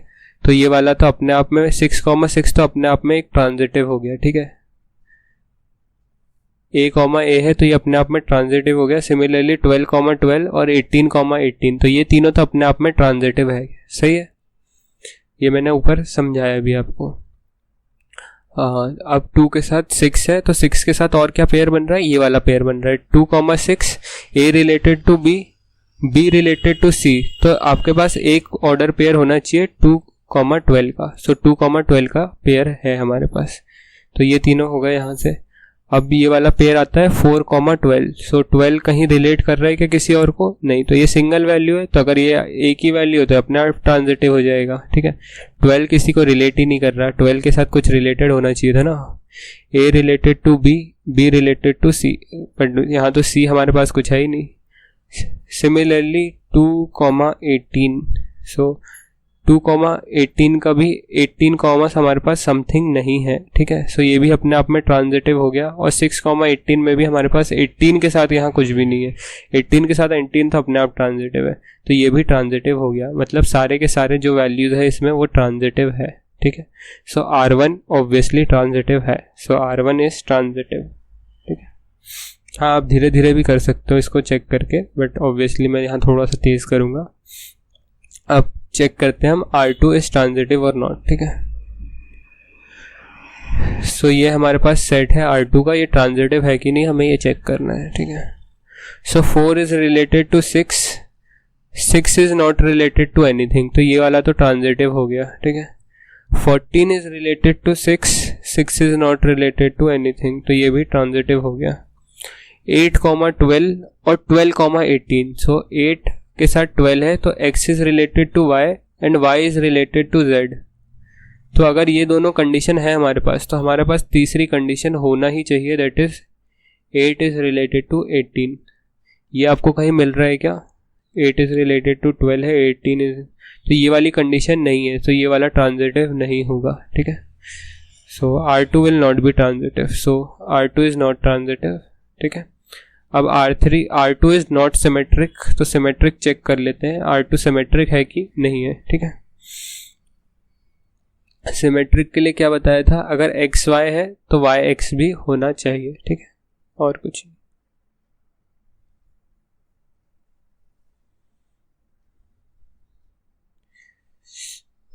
प्रॉब्लम कर रहा है पेन। सो अगर 4 6 है तो 6 4 होना चाहिए, ठीक है। अगर 4 6 प्रेजेंट है, X Y प्रेजेंट है, तो Y X प्रेजेंट होना चाहिए, दैट इज 6 4 प्रेजेंट होना चाहिए। 6 4 इसमें है ही नहीं, सो R2 इज नॉट सिमेट्रिक, ठीक है, सिमेट्रिक नहीं होगा, so it is a not symmetric. So R2 is not symmetric, तो नॉट सिमेट्रिक बोला इसलिए ऑप्शन सही है, ठीक है। सो अगर ये 2 क्वेश्चन आप कर पाते हो तो आई एम प्रिटी श्योर कि आप सारे क्वेश्चन कर पाओगे। ये 2 काफ़ी हार्ड क्वेश्चन थे जिसमें आपको सोचना पड़ रहा था, तो अगर आप ये 2 सीख जाते हो तो आप ऑलमोस्ट सारे क्वेश्चन लगा सकते हो, ठीक है। सो फंक्शन हम नेक्स्ट पार्ट में कवर कर रहे होंगे, फंक्शन और यूनियन, ठीक है। थोड़ा सा लैग भी कर रहा है ये, सो हम नेक्स्ट पार्ट में स्टार्ट करेंगे with function. So thank you, bye bye, take care.